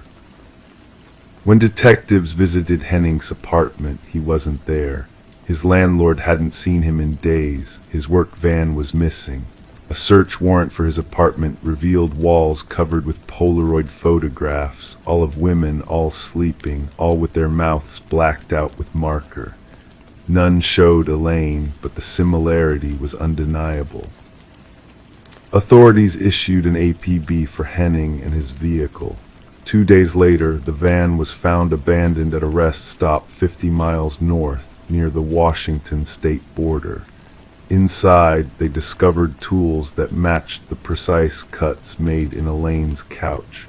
Henning himself was nowhere to be found. As weeks turned to months, the investigation continued. Henning's face was circulated nationwide. His bank accounts remained untouched. His passport had never been used. It was as if both predator and prey had vanished into thin air. Then 6 months after Elaine's disappearance, a hiker in Mount Hood National Forest made a grisly discovery. Partially buried in a remote area was a woman's body. Dental records confirmed it was Elaine Bradshaw. She had been dead since the day she disappeared. The cause of death was asphyxiation. But Lucas Henning remained missing. Some theorized he had met with foul play himself, perhaps a vigilante, perhaps another predator. Others believed he had simply begun again elsewhere, with a new name, a new job, and new walls to fill with sleeping faces. A year after Elaine's body was found, Marlene Bradshaw received an unmarked envelope in the mail. Inside was a Polaroid photograph of her, asleep in her Portland apartment. Her mouth had been drawn over with black ink. The police installed security systems in Marlene's home. They conducted nightly patrols of her neighborhood. Cameras monitored every entrance, but nothing ever happened. No one ever came for her. The photograph remained the only message from whatever darkness had consumed her sister. To this day, Lucas Henning has never been found. The case remains technically open, but leads have dried up.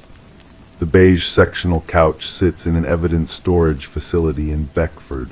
Sometimes, late at night, The officer on duty swears they can hear movement from inside the sealed room where it's kept. A subtle shifting, as if someone is trying to get comfortable in a cramped space.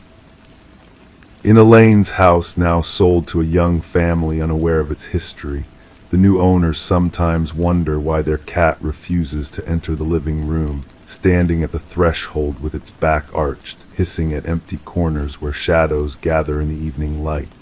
They've never heard of Elaine Bradshaw. They don't know about the couch with the hole cut into the frame. They don't notice when, occasionally, something watches them from places where nothing should be.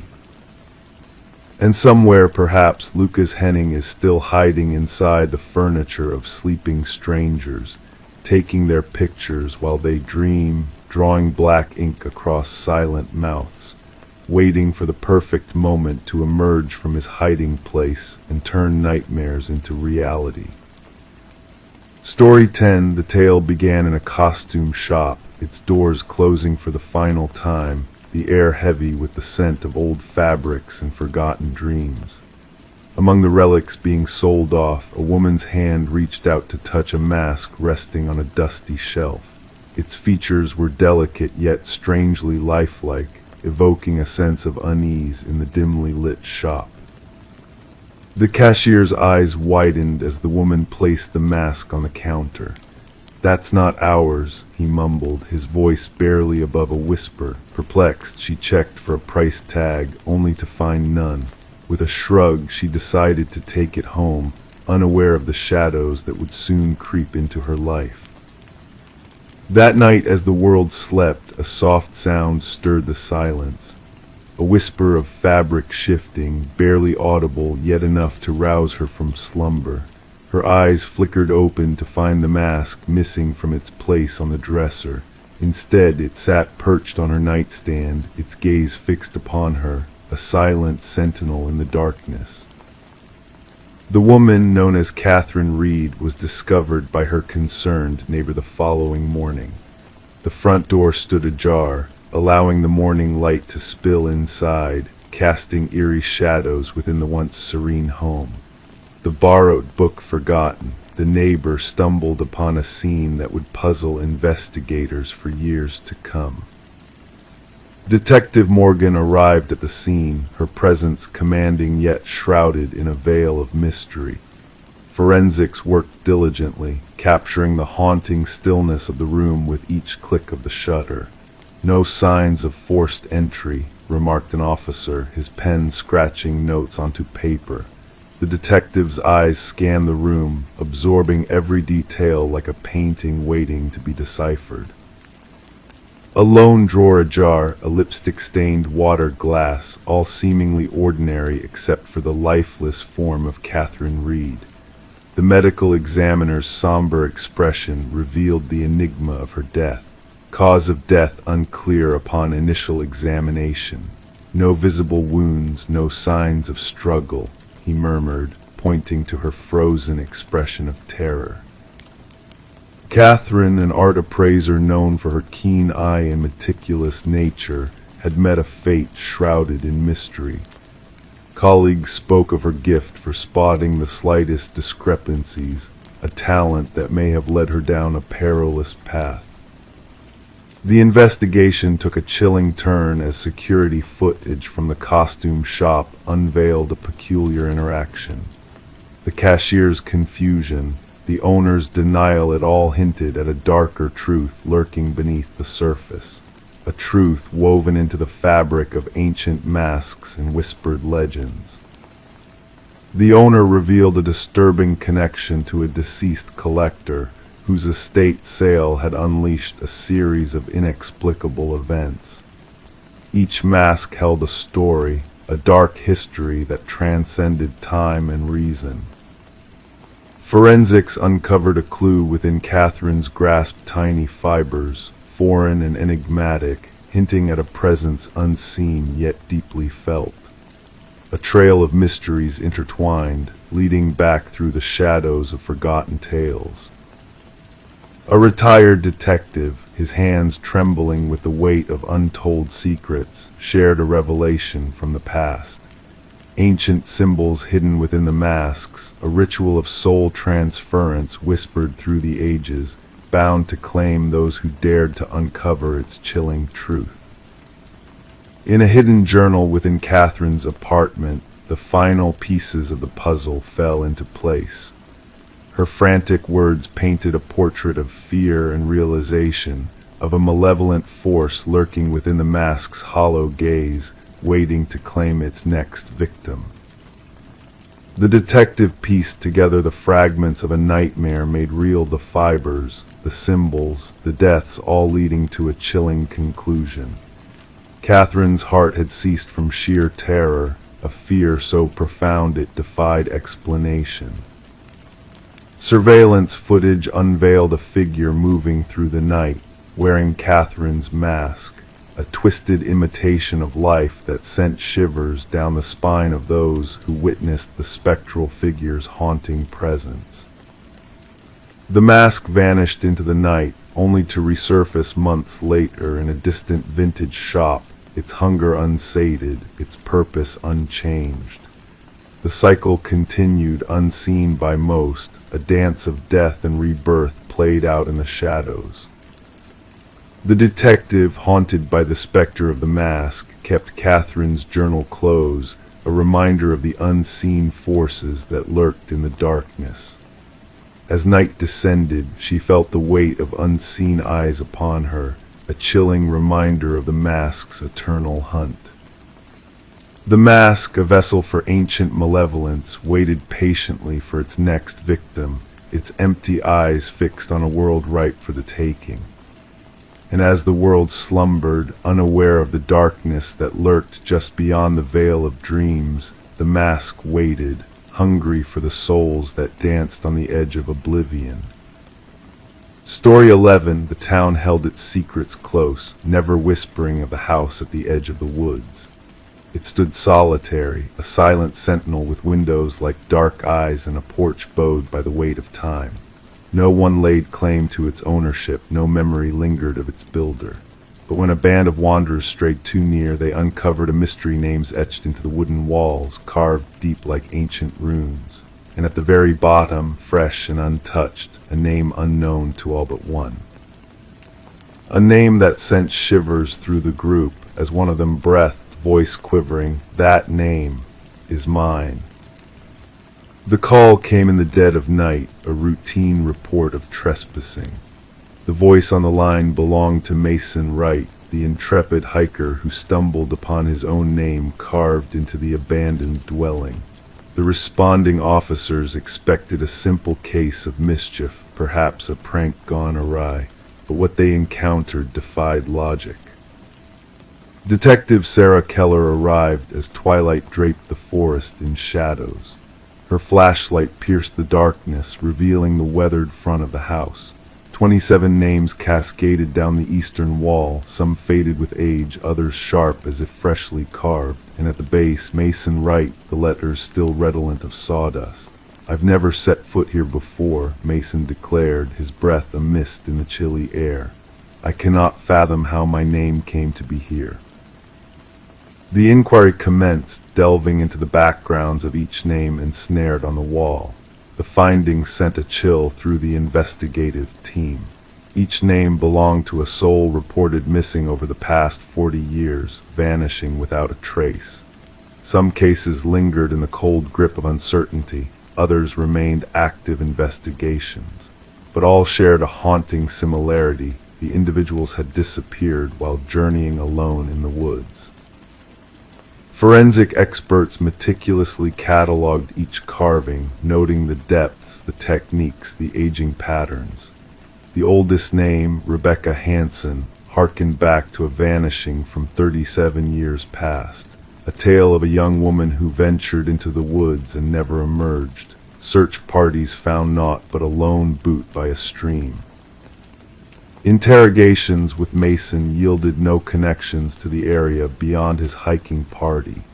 His tale remained steadfast, his innocence apparent.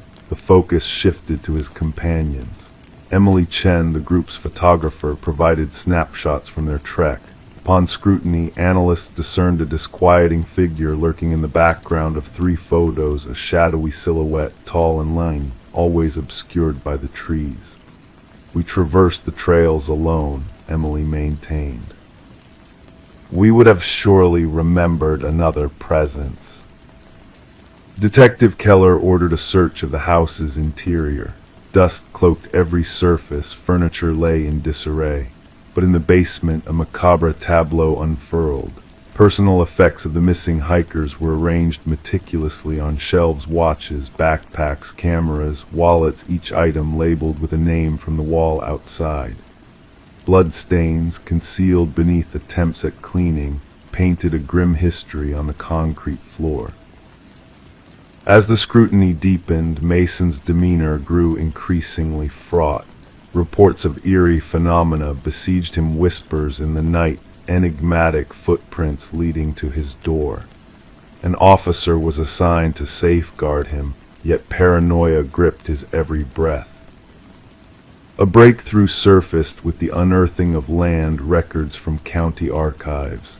The house had belonged to a recluse named Victor Blackwood. Neighbors spoke of fleeting encounters with a towering, gaunt figure who shunned society.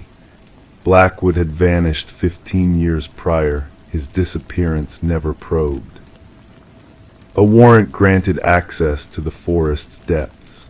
Among the trees, a network of primitive blinds was discovered, overlooking well-trodden paths. Within one hideout, a journal unveiled chilling insights: notes on hikers, their habits, their vulnerabilities.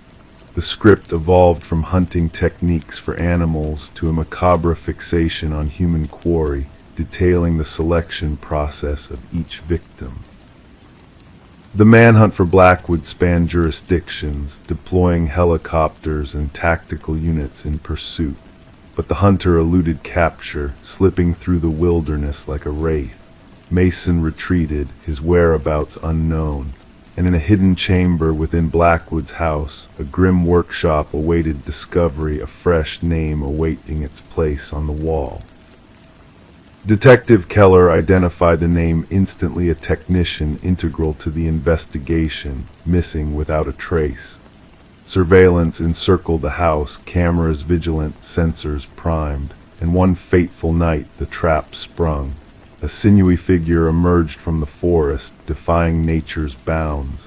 As tactical units closed in, the specter dissolved into the night, elusive as a wisp of smoke. To this day, the house stands under watchful guard. Mason and the technician remain lost to the shadows. The investigation persists, fueled by new vanishings in wooded realms. The names on the wall linger as a whispered dread among lawkeepers. Some speak them not, others shun the case entirely. And local wanderers skirt the house, fearful that a mere mention might ensnare them in that dreadful litany, the names unspoken. Story 12. The parcel lacked all the typical markings one would expect: no return label, no tracking number. Just a simple cardboard box tinged with a hint of dampness from the morning dew. It wasn't intended for her, that was clear. The address matched hers, but the name was foreign. Sarah Miller hesitated, unsure whether to pay it any mind. She should have left it untouched on the porch. But curiosity, that insatiable urge, won over caution. Carefully she unsealed the box, anticipating mundane contents like books or clothing. Instead, nestled inside was a VHS tape, accompanied by a solitary sticky note that read, "Watch alone." Sarah held the black plastic cassette in her hands, a weighty presence that felt off-kilter, as if it carried the burden of hidden truths. Her fingertips traced the corners, sensing the wear and tear, the imperfections etched into the casing. The handwritten note bore the imprint of urgency, each stroke pressed into the paper with intent. As she stood in her kitchen, the backdrop of suburban normalcy humming around her, distant barks of a dog, children's laughter, the drone of a lawnmower slicing through the serene morning air, Sarah couldn't shake the feeling of being an unwitting participant in a clandestine affair. The name on the package, Daniel Whitaker, held no significance in her world. 4 years in that house, and never had she encountered that name before. Conflicting emotions tugged at her as she eyed the dusty VCR, a relic of nostalgia gathering dust on a shelf. There was something about the tape, a whisper of mystery shrouded in aged plastic, beckoning her towards the unknown. Against her better judgment, Sarah pushed the tape into the player. The screen crackled with static, gradually sharpening into focus to reveal a dimly lit room, bathed in a solitary lamp's glow. The camera angle was askew, lending an air of urgency to the scene. A man sat in a wooden chair, his features initially obscured by shadows. "My name is Daniel Whitaker." His voice, quiet yet resolute, filled the room. "If you're watching this, someone has found you, and that means they'll be coming for me too." Leaning forward, his worn face came into view, eyes burdened with sleepless nights, stubble adorning his jaw, hair unkempt. "I swear I didn't harm her. You have to believe me." They framed me with their lies, their planted evidence.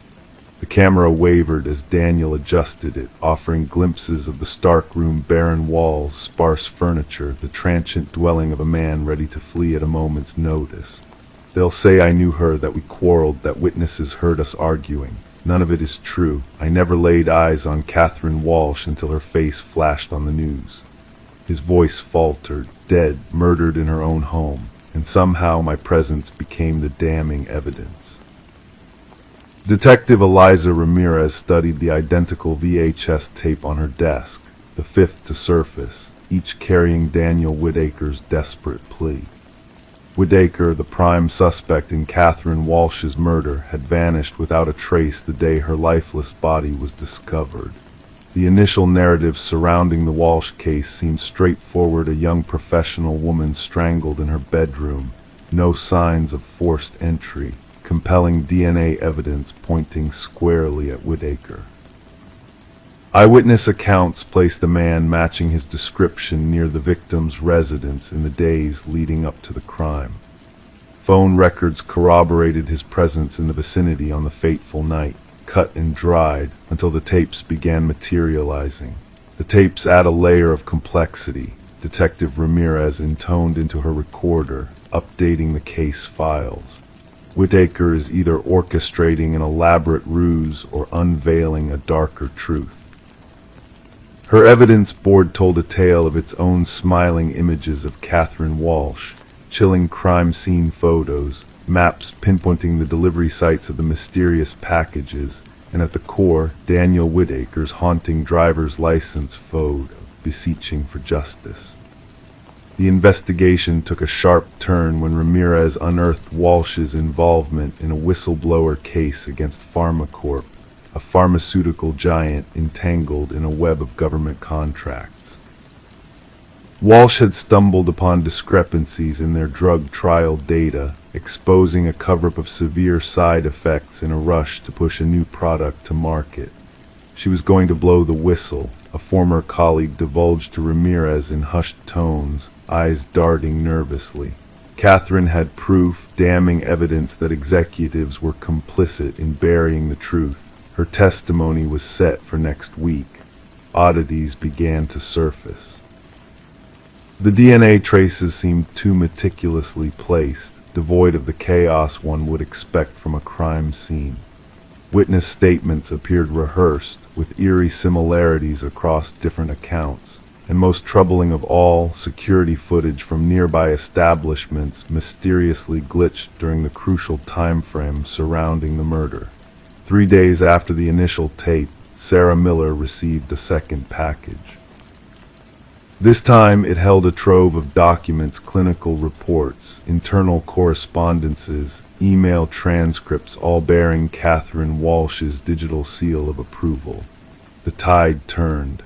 Detective Ramirez connected with other recipients of the enigmatic tapes, piecing together Whitaker's breadcrumb trail. He had been an IT security specialist for a contractor linked to PharmaCorp's network. He had no ties to Catherine, but had stumbled upon her name flagged in an anomalous security protocol he wasn't meant to access. They were surveilling her, Whitaker disclosed in a subsequent tape. "I saw the directives for monitoring in the system. They were aware she was amassing evidence, and then I found myself locked out of the network. The next day she was gone, and I was framed for her demise. The breakthrough arrived when Sarah Miller noticed a crucial detail on her copy of the tape that had eluded others: a reflection in a window behind Whitaker, revealing a row of storage units. Collaborating with Detective Ramirez, they pinpointed the location. Inside Unit 217, a treasure trove awaited them. Whitaker's journal chronicling the sinister conspiracy, the original documents Catherine had amassed, and damning blueprints of the plan to incriminate Whitaker, penned in the handwriting of PharmaCorp's head of security, a former cop with access to evidence protocols. Justice didn't descend in a grand spectacle, but in the steady accretion of undeniable truths. 3 executives faced indictments. The security chief confessed, striking a deal to testify against his cohorts. The tainted drug was yanked from consideration. Daniel Whitaker emerged from the shadows, a specter of his former self, changed by his time on the run. The charges against him dissolved, though the experience had etched its mark indelibly. Sarah Miller crossed paths with him once more on the same porch where his tale began. "Why me?" she inquired. "Why send it to my doorstep?" Weary eyes met hers. "The algorithm chose you." I needed individuals with no ties to me or Catherine, individuals they wouldn't suspect, people who could still trust their instincts when the world branded me a criminal. The erstwhile suspect and the unwitting observer stood in contemplative silence, reflecting on the razor-thin boundary between truth and manufactured deceit. At length, Sarah voiced her realization. The wrong address, as it turned out, was the right one after all. The VHS tapes found their way into the evidence vault, tangible reminders that truth often arrives in unassuming parcels, bearing unfamiliar names, awaiting the curious souls brave enough to unravel their mysteries. Story 13. In the heart of the city there stood a quaint coffee shop where time seemed to slow down, and mysteries lingered in the air like whispers of forgotten secrets. For years, a man had made this coffee shop his sanctuary, his ritual unbroken: same table, same order, same silent contemplation. The barista recognized his face, but his name remained a mystery to all. Then one day he vanished like a wisp of steam from a cup of black coffee. Detective Sarah Mercer found herself drawn into the enigma surrounding this enigmatic figure, now known only as John Doe. The security footage revealed his ordinary entrance, his usual order of black coffee, no sugar, and his retreat to a corner table where he delved into a notebook with fervor. But as she watched, a chill crept down her spine. He never returned from the restroom hallway, never reappeared on any camera feed. He simply ceased to exist within the coffee shop's walls. As Mercer delved deeper into the enigma, she discovered a world shrouded in shadows and half-truths. The wallet left behind held no concrete clues, only blank spaces where a name should have been, a driver's license devoid of identity. The credit cards led to nowhere, the cash pristine and organized as if untouched by time. And amidst it all, a blank business card whispered of a hidden connection waiting to be unraveled. The barista's memories offered no solace, just fleeting glimpses of a man who lived on the fringes of conversation, always immersed in his enigmatic notebook. The cryptic pages resisted all attempts at deciphering, leading the investigation down a labyrinth of uncertainty. Mercer's efforts to trace his origins yielded no results. It was as if John Doe had materialized solely within the confines of that coffee shop. But as Mercer pored over the security footage, a flicker of discrepancy caught her attention, a fleeting distortion in time whenever John entered the shop. Following this elusive thread, she discovered a hidden truth within the depths of an antique mirror that adorned the shop's interior. Its ornate frame whispered of forgotten secrets, its surface a gateway to realms beyond comprehension. Behind the mirror's facade lay a hidden chamber, a repository of identical wallets bearing the same unidentifiable face. A journal chronicling decades of enigmatic experiments hinted at the elusive nature of reality, of windows between worlds waiting to be traversed. Mercer's investigation unraveled a tale of temporal displacement and identity transference, of a brilliant physicist named Daniel Weston lost in the corridors of parallel dimensions. With the revelation of Weston's past, the coffee shop became a crossroads of realities, a nexus where the boundaries between worlds blurred and shadows danced in the periphery. Reports of spectral reflections and sightings of the enigmatic physicist added to the mystique surrounding the place.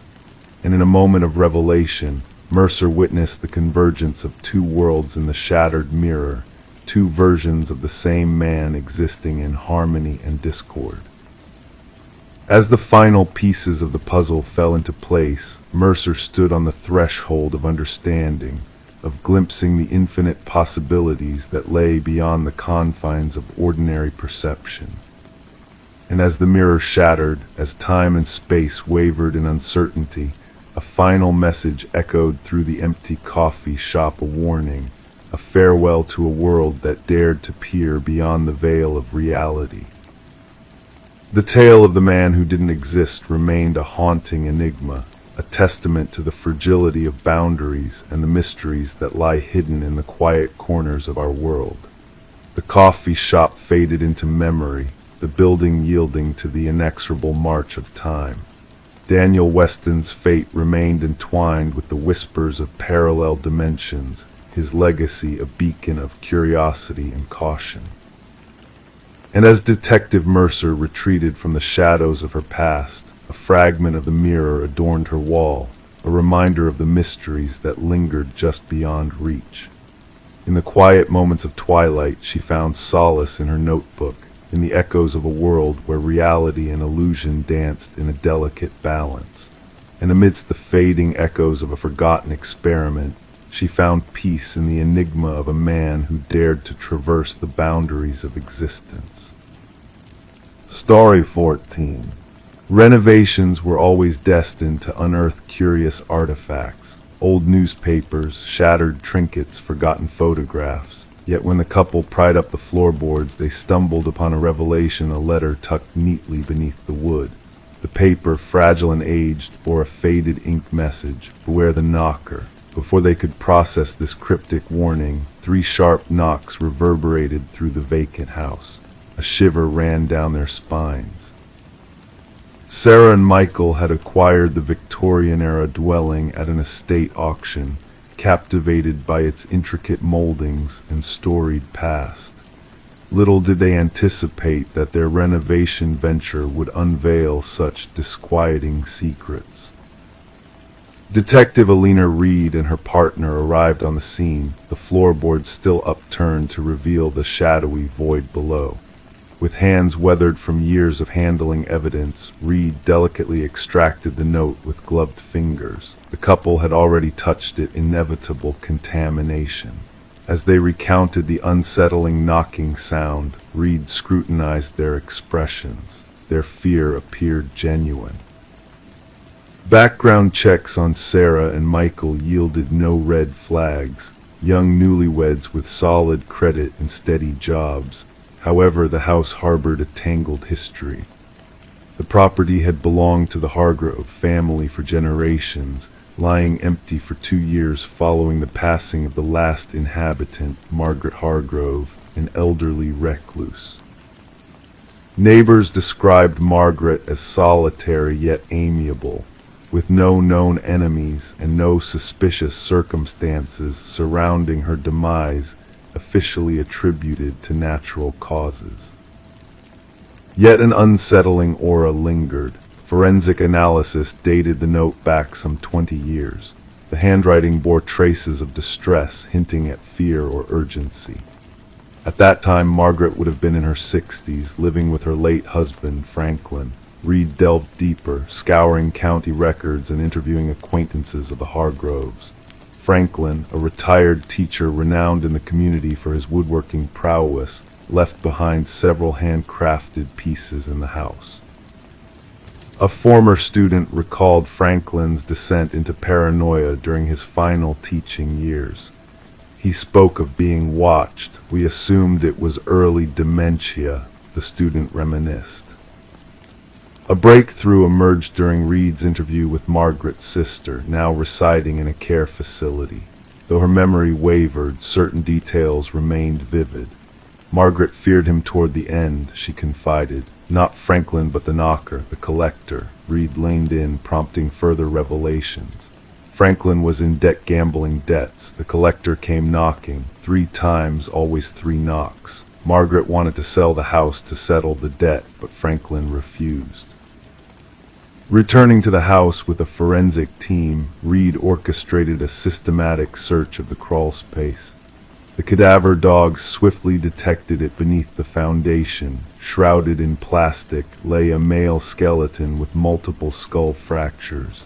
Dental records ruled out Franklin Hargrove. Franklin had been cremated, his ashes dispersed as per his wishes. This unknown individual, never reported missing, bore an ID linking him to Victor Mercer, a notorious loan shark and gambling collector who vanished 2 decades prior. The case unraveled through forensic evidence and Margaret's concealed diaries discovered in the attic. Franklin's mounting debts had provoked a confrontation with Mercer, culminating in a fatal outburst. Tools turned weapons, the crawlspace turned tomb, the note turned cautionary tale. Margaret had aided in the cover-up not out of malice, but out of fear and loyalty. Her diaries unveiled the torment she endured thereafter. The knocking persists, even in solitude. Franklin dismisses it as my imagination. Following Franklin's demise, Margaret dwelt in isolation, guarding the secret beneath her feet. Her diary entries reflected escalating paranoia. The knocking persists, I fear exposure. The puzzle was officially closed. Victor Mercer's remains were returned to his kin. Justice, albeit cold and belated, was finally meted out. Unable to bear the weight of the house's grim past, Sarah and Michael sold the property, leaving it deserted, renovations abandoned. Local whispers allege that on eerie nights, 3 distinct knocks resound through the vacant corridors. Whether echoes of old timber settling or a darker presence, the truth remains elusive. The enigmatic note remains in evidence storage, its warning a chilling echo, beware the knocker. Margaret never clarified if the knocker referred to Mercer, Franklin, or another shadowy figure who unearthed their secret, haunting her final days. Some enigmas, as Detective Reed reflected in her final report, defy resolution, even when we presume to grasp the truth. Story 15, The Enigmatic Doll. In the dimly lit attic of their new Victorian house, Sarah and Michael stumbled upon a hidden treasure, a porcelain doll with hauntingly blue eyes, nestled under a worn blanket. Its gaze was unwavering, as if holding a secret from a bygone era. The couple chuckled at the old-fashioned find, dismissing it as just another relic of the past. Yet that night a subtle shift in the atmosphere unsettled them. The air grew dense, laden with an unspoken tension. Silence enveloped the house, stretching into the darkness, and when dawn broke, the doll was no longer nestled in the attic. It sat serenely at the foot of their bed, a silent sentinel in the early morning light. Sarah and Michael, captivated by the house's intricate woodwork and enigmatic allure, had been drawn to its history, unaware that they were about to become entwined in a chilling tale of mystery and tragedy. On a crisp autumn morning, Detective Rachel Winters received a call that would lead her down a perplexing path. The scene she encountered was chillingly precise. The female victim posed in an unnatural stance, her eyes wide with fear, while the male victim seemed to have been fleeing in a desperate bid for escape. As Detective Winters meticulously documented the eerie tableau, She couldn't shake the feeling that the victims appeared like dolls carefully arranged in a macabre display, a silent narrative of terror etched upon their faces. The investigation unfolded like a tapestry of shadows and whispers. Neighbors spoke of fleeting glimpses of movement in the house when it should have been empty, of ghostly laughter echoing through the night. Each testimony added a layer of disquiet to the unfolding mystery. Forensic analysis unveiled a spectral trail of vintage fibers, reminiscent of antique doll clothing, weaving a sinister thread through the house. Yet there were no fingerprints, no DNA traces of an intruder, only an eerie absence of the tangible, as if the perpetrator existed beyond the realm of the physical. Delving into the house's history revealed a dark pattern of unexplained deaths spanning decades. Each tragedy bore the hallmarks of the inexplicable, with whispers of toys appearing where they shouldn't, of phantom footsteps haunting empty corridors. A faded newspaper clipping hinted at a tragic past the story of a doll maker whose creations held a sinister legacy. His final masterpiece, a doll mirroring his deceased daughter, bore an uncanny resemblance to the porcelain figure discovered by Sarah and Michael. As Detective Winters unearthed the connection between the victims and the house's dark past, a chilling revelation emerged. The attic, a space of forgotten memories, held secrets that transcended time, a portal to a realm where the boundaries between the living and the spectral blurred. In a hidden compartment beneath the attic floorboards, old photographs whispered of a bygone era. Among them, the doll maker's collection stood frozen in time, with one doll standing out, a spectral figure that seemed to shift positions between each frame, a ghostly presence captured in monochrome. Infrared scans etched a tale of unseen hands, of porcelain dust mingled with enigmatic residues tracing a spectral path from the attic to the master bedroom, a silent witness to a malevolent force that defied comprehension. A chance encounter with a distant relative of the doll maker unraveled a tapestry of dark rituals and whispered secrets of spirits bound to objects, of dolls crafted with unorthodox materials that whispered of a sinister sentience lurking within their painted eyes. The investigation, shrouded in shadows and half-truths, reached an impasse. No suspects emerged, no logical explanation could encapsulate the inexplicable nature of the crimes. The doll, a silent specter of the past, slipped through their grasp, leaving behind a trail of unanswered questions. As the case grew cold, Detective Winters made a fateful decision to retain the doll as evidence, locking it away in a secure cabinet. Yet the enigma persisted, as the doll vanished without a trace, leaving only whispers of a spectral presence that defied the confines of reality. The house, tainted by its troubled history, changed hands once more, its legacy of whispers and shadows haunting its halls. The attic, a repository of forgotten dreams, remained untouched, a silent witness to the mysteries that lay dormant within its walls. And on quiet nights, when the world slept and shadows danced in the moonlight, whispers of a child's laughter would echo through the neighborhood, a gentle reminder of a past that refused to be forgotten. Story 16, Reflections of Intrigue. She cleared the steam from the mirror, gazing at her own reflection. Everything seemed normal at first glance, her face, her attire, all as expected.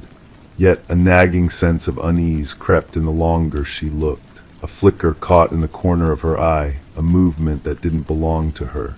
Turning away, she expected her reflection to follow suit, but it remained fixed, watching her intently. Thus began the enigmatic tale of Rebecca Thorne, shrouded in mystery and intrigue, unfolding from a peculiar moment in her bathroom. Residing in a modest apartment within a serene suburban enclave, Rebecca led a solitary existence. Known to be meticulous and reserved, she maintained a polite distance from others while still being amiable with her neighbors. Her occupation as a data analyst for a mid-sized firm dictated a life of structured routine and exactitude. Nothing about her demeanor hinted at the pivotal role she would soon play in a baffling criminal enigma that would captivate both investigators and the local community for years to come. The initial signs were subtle. Minor items in Rebecca's abode appeared to have been subtly rearranged, no thefts, just a peculiar reorganization. A coffee mug shifted to a different shelf, books realigned, her toothbrush inexplicably relocated. Initially attributing these odd occurrences to fatigue-induced absent-mindedness from her work as she meticulously dissected spreadsheets under harsh fluorescent lighting, Rebecca brushed off these anomalies as inconsequential. Detective Marion Shaw's involvement commenced when Rebecca, after enduring weeks of these disturbances, finally reached out to the authorities. Initial assessments rendered the situation devoid of criminal elements, leaning more towards mental health concerns than police involvement. Shaw documented the complaint but relegated it among the myriad of non-priority cases, citing the absence of concrete evidence beyond a woman's unsettling sense of unease within her own home. The pivotal moment arrived with the incident involving the bathroom mirror. During her subsequent interaction with law enforcement, Rebecca vividly recounted how her reflection appeared to move independently, casting an eerie sensation of being under constant surveillance even in solitude. This time she presented tangible proof, a self-installed security camera trained on her front entrance. The footage unveiled a chilling revelation that sent shivers down the spines of even the most seasoned officers. The grainy video depicted Rebecca departing for work in the morning, only to have an exact replica of herself, utilizing a key, enter the apartment 20 minutes later. Forensic scrutiny of the footage unveiled no signs of tampering or digital manipulation. The intruder mimicked Rebecca's movements, attire, even carrying her distinctive leather bag, while time-stamped records from her workplace security system confirmed Rebecca's presence in her office across town. "We're facing a doppelganger scenario," Detective Shaw informed her superiors. "Someone who has meticulously studied Ms. Thorne and can replicate her with uncanny precision." The investigation intensified as fingerprints throughout Rebecca's abode exclusively matched her own, with no foreign DNA traces uncovered. Neighbors reported nothing amiss, just the routine comings and goings of Rebecca. Mrs. Keller, one neighbor, recalled greeting Rebecca upon her return one evening, receiving no response, a departure from Rebecca's usual behavior, though not deemed alarming. Rebecca commenced documenting the escalating disturbances, noting incremental alterations within her dwelling. Disconcerting changes manifested: vanishing food from her fridge, unauthorized searches on her computer, and unsettling discoveries of self-portraits on her phone, exuding a disquieting familiarity, yet lacking any recollection of capturing them. Voicing her mounting distress to Detective Shaw during their subsequent meeting, Rebecca confessed, "I feel as though I'm descending into madness, or perhaps someone is orchestrating that belief within me." Breakthrough arrived when a discernible pattern emerged from the security footage. The doppelganger exclusively infiltrated when Rebecca departed for specific pre-planned engagements, therapy sessions, yoga classes, Sunday morning grocery runs, activities with predictable durations, indicating intimate awareness of her routine. "This isn't happenstance, it's targeted surveillance and infiltration," Shaw elucidated to Rebecca. A forensic psychologist hypothesized a fixation scenario, a subject fixated on assuming Rebecca's identity, possibly aiming to supplant her entirely. Such occurrences, though rare, were documented in psychological annals, often stemming from a mental fracture where the aggressor fixates on a victim embodying coveted traits: stability, allure, success, normalcy. The investigation honed in on a former colleague of Rebecca's, Lily Winters, dismissed for escalating erratic behavior. Lily's close collaboration with Rebecca and her proclivity for remarking on their resemblances raised suspicion. Securing a warrant to scour Lily's residence unraveled a chilling revelation, elevating the case from perplexing to chilling. A room in Lily's abode had been transformed into a shrine-like replication of Rebecca's bedroom, adorned with myriad photographs documenting Rebecca's daily routines, social interactions, all clandestinely captured.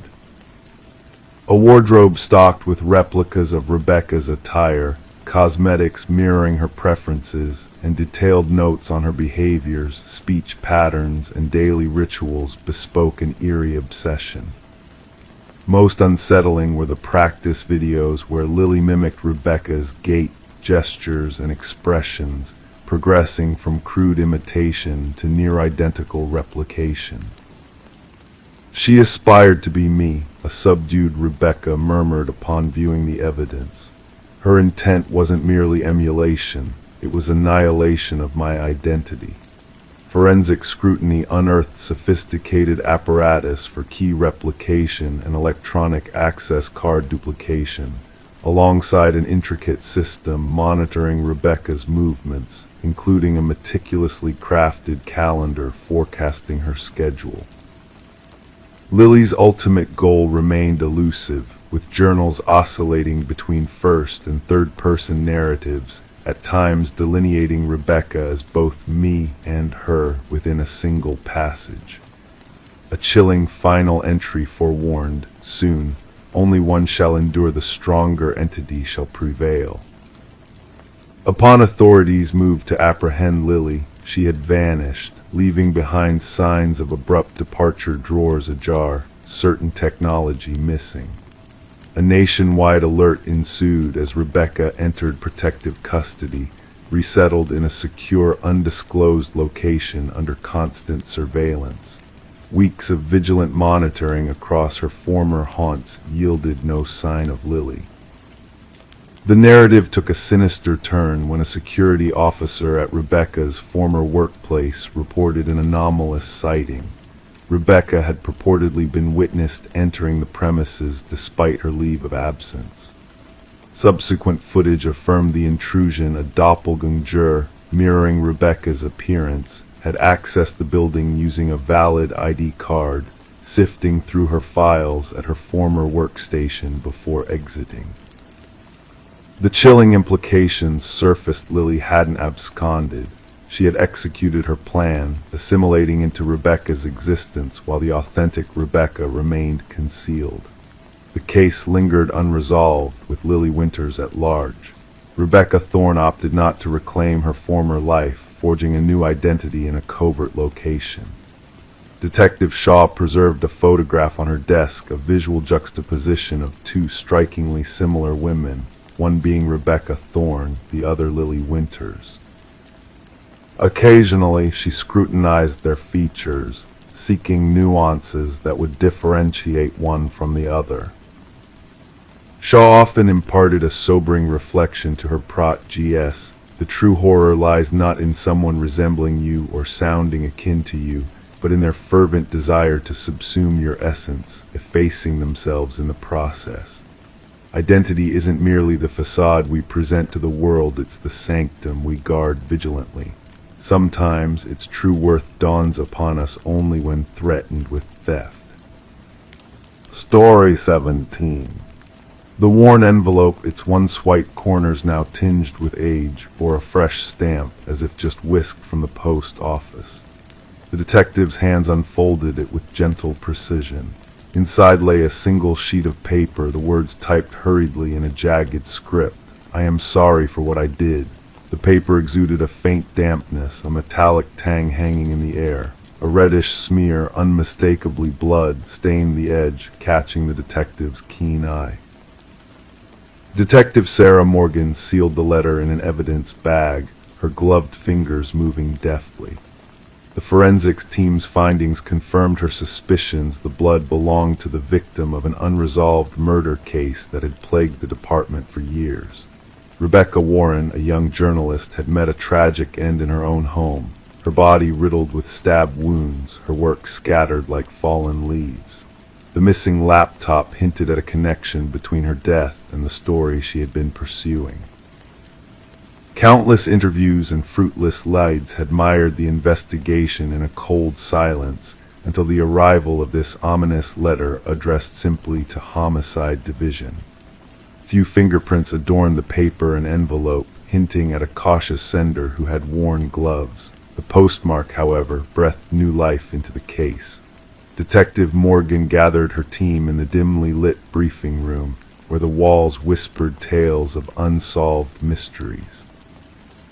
The letter took center stage amidst a sea of clues that had led nowhere.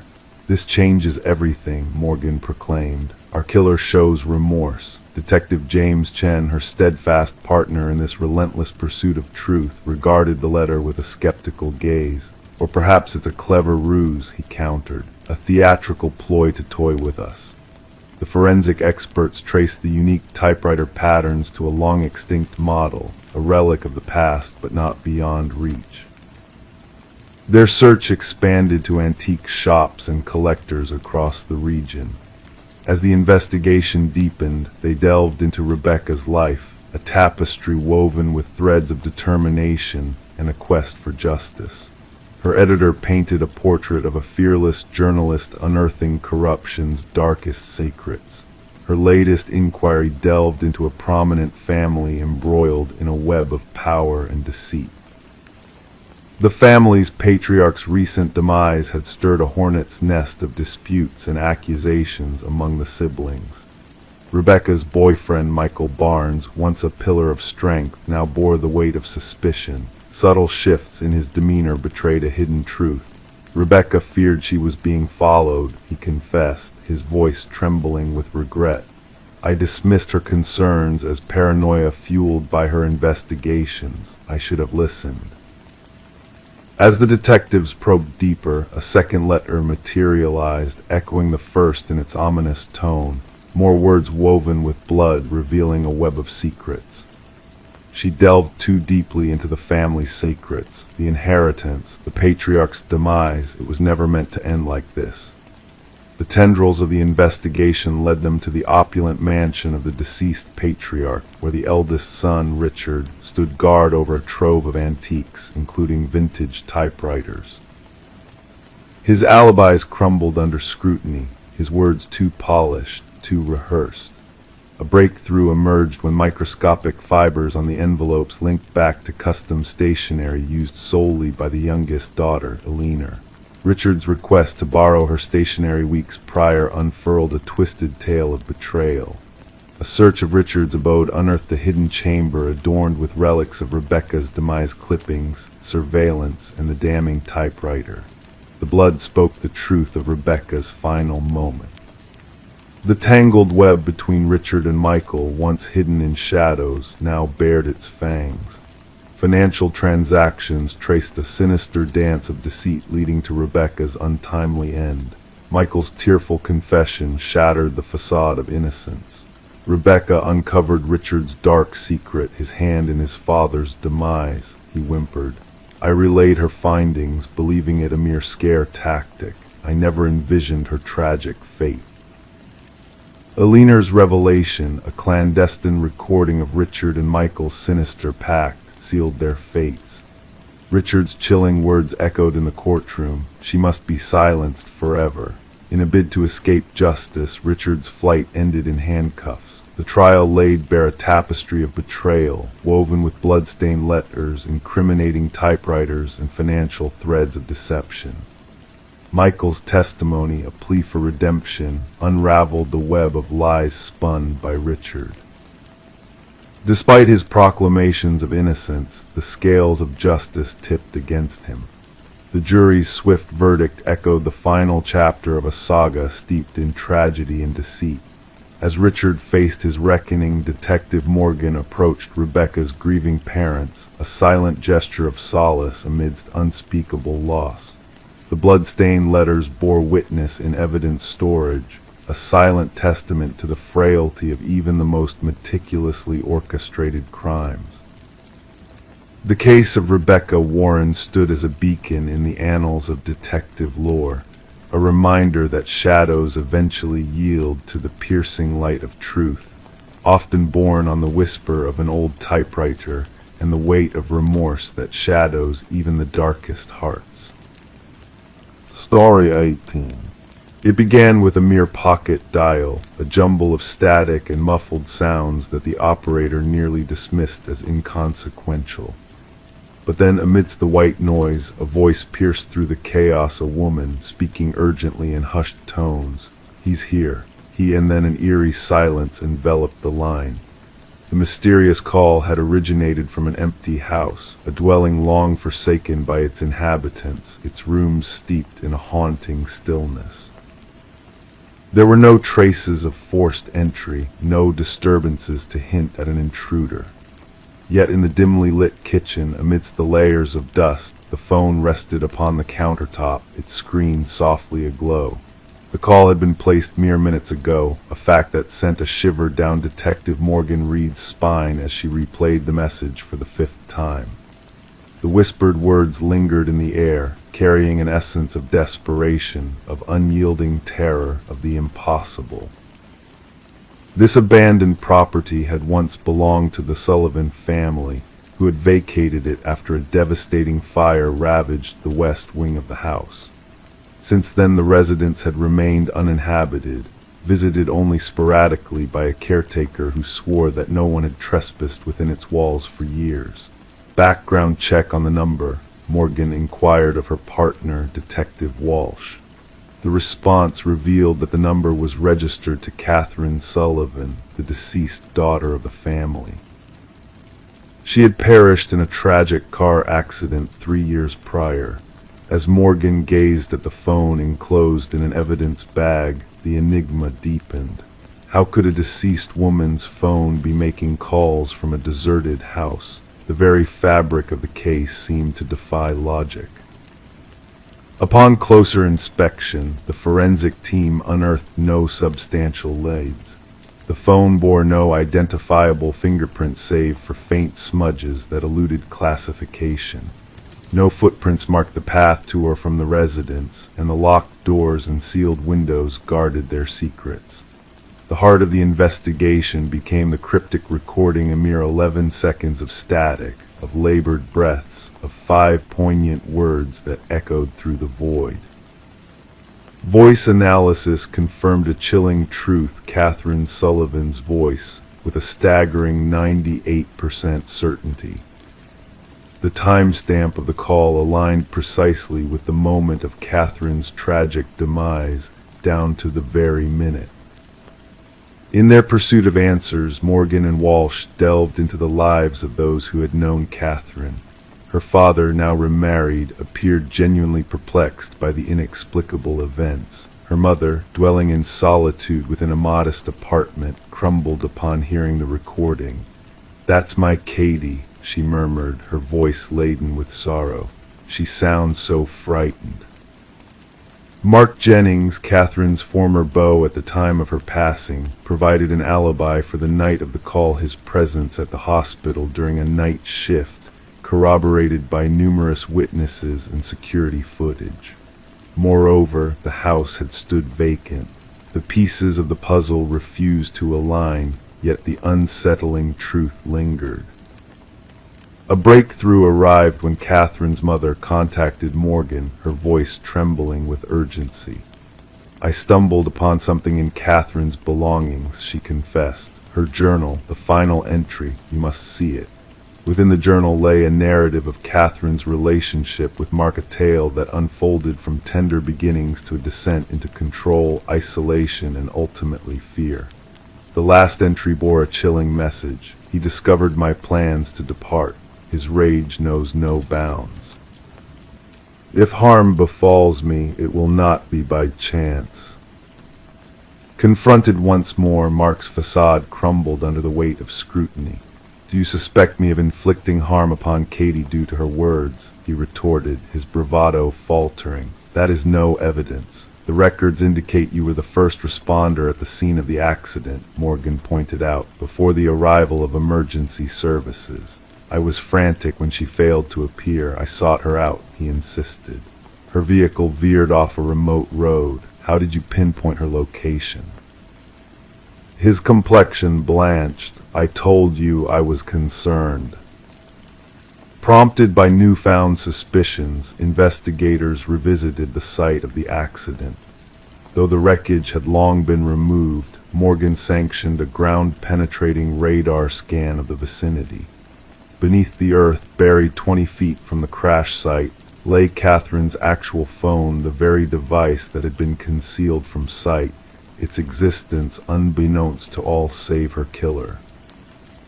Forensic scrutiny of this buried relic unveiled erased text exchanges between Catherine and her sister on the fateful night. Mark has discovered my intentions to flee. He tails me in his vehicle, and later he coerces me off the road. A revaluation of Catherine's autopsy photographs by the medical examiner unveiled a grim truth. The injuries bore witness to a struggle beyond the impact of the collision, defensive wounds adorning her hands, bruises hinting at a sinister struggle for breath.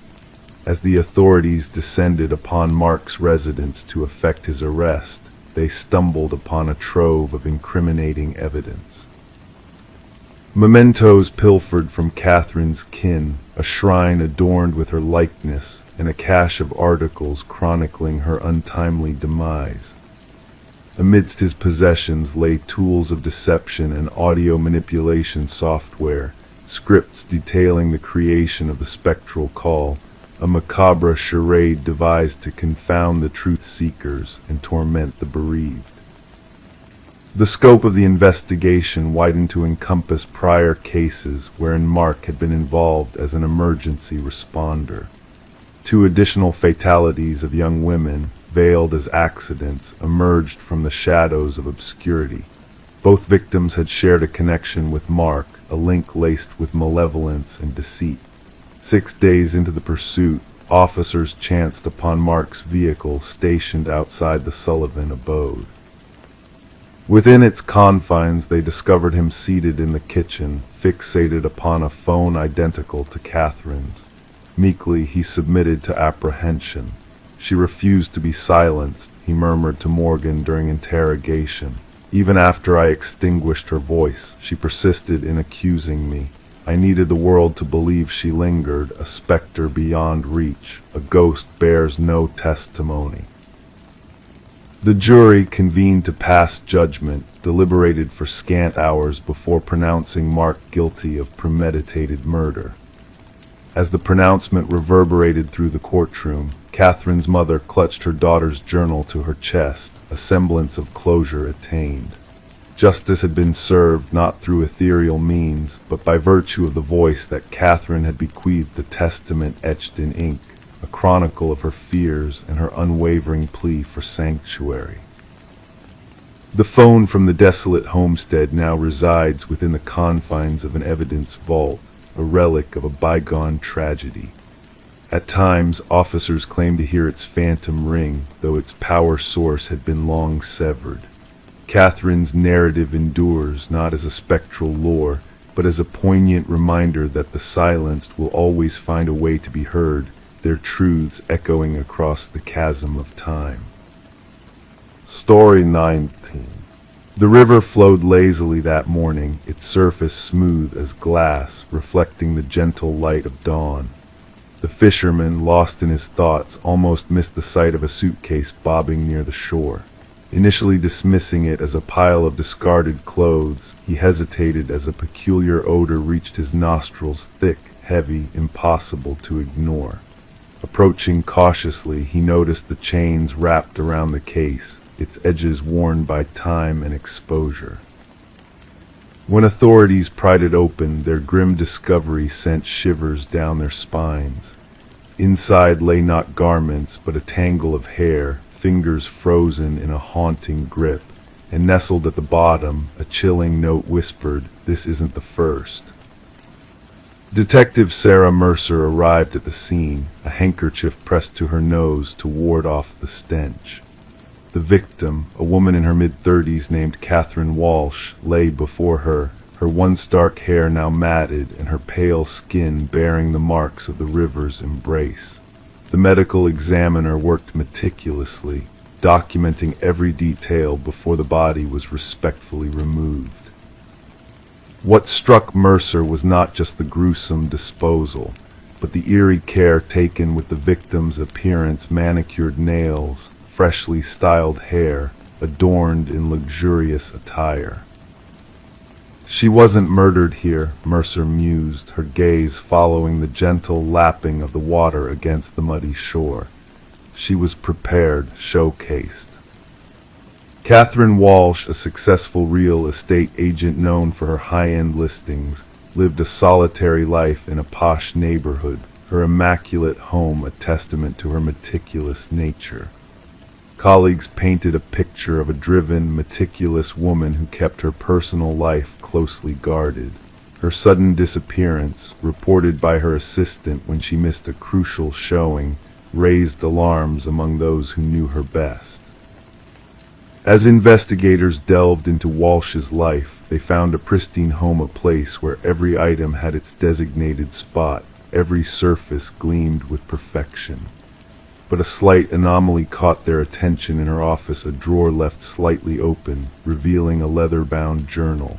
The final entry sent chills down their spines. "He's watching again. Same car, different plates." A digital trail led them to a series of unsettling emails in Walsh's inbox, all bearing the same ominous message: "I see your perfection." Mercer connected the dots between these cryptic messages and the meticulously arranged crime scene, recognizing a pattern of eerie precision. The breakthrough came unexpectedly from a local pawnshop owner who identified Walsh's missing emerald necklace. The culprit, Michael Linden, a nondescript maintenance worker, had been surreptitiously stalking her for months, his actions meticulously planned. Surveillance footage revealed his repeated visits to her building, often during her absences, his intentions shrouded in darkness. Inside Linden's humble abode, detectives uncovered a chilling collection of photos, images of Walsh and other women, all sharing a striking resemblance, all captured without their knowledge. Some faces were marked with red crosses, marking them as targets of his twisted fixation. Walsh was but one of his victims. In a hidden compartment within Linden's closet, a macabre shrine emerged. Each victim's personal effects were carefully displayed: hair strands, lipstick-stained tissues, keys, meticulously detailed in small notebooks outlining their daily lives, their perceived imperfections. In the interrogation room, Linden's calm demeanor belied the horrors he had committed. When pressed, he admitted coldly, "They were flawed. They pretended perfection, but I saw their true selves. Catherine's desk was always messy. She missed a spot with her lipstick. Her perfection was a facade." The search for Linden's other victims led investigators to remote locations where more suitcases were unearthed, each holding a tragic tale of meticulous brutality. Linden's trial was a somber affair, his silence speaking volumes as his heinous acts were recounted in detail. The families of the victims found solace in the life sentence he received, knowing he would never walk free again. For Detective Mercer, the case was closed, but haunting questions lingered in the air. What darkness lurked within Linden's soul to drive him to such depravity? What inner flaws was he attempting to erase through his twisted rituals? As the river meandered downstream, carrying away all traces of the tragedy, Mercer sat in her precinct, the chilling notebooks before her a reminder that beneath the veneer of normalcy, darkness could reside, waiting to strike. In the stillness of the night, as the world drifted into slumber, Mercer pondered the enigma of human nature, the mysteries that lay hidden in plain sight, and the chilling truth that sometimes the most dangerous predators were those who walked among us, their masks of sanity concealing a darkness that could only be revealed by the faintest flaw. Story 20. She never cared for venturing into the attic, but when a storm caused a leak in the roof, she had no other option. The attic was a realm of forgotten treasures, cloaked in layers of dust and intricate cobwebs. Nestled in the darkest corner rested an ancient dollhouse, mysteriously detailed with its minuscule furniture artfully arranged. Yet a sense of unease gripped her as she gazed inside.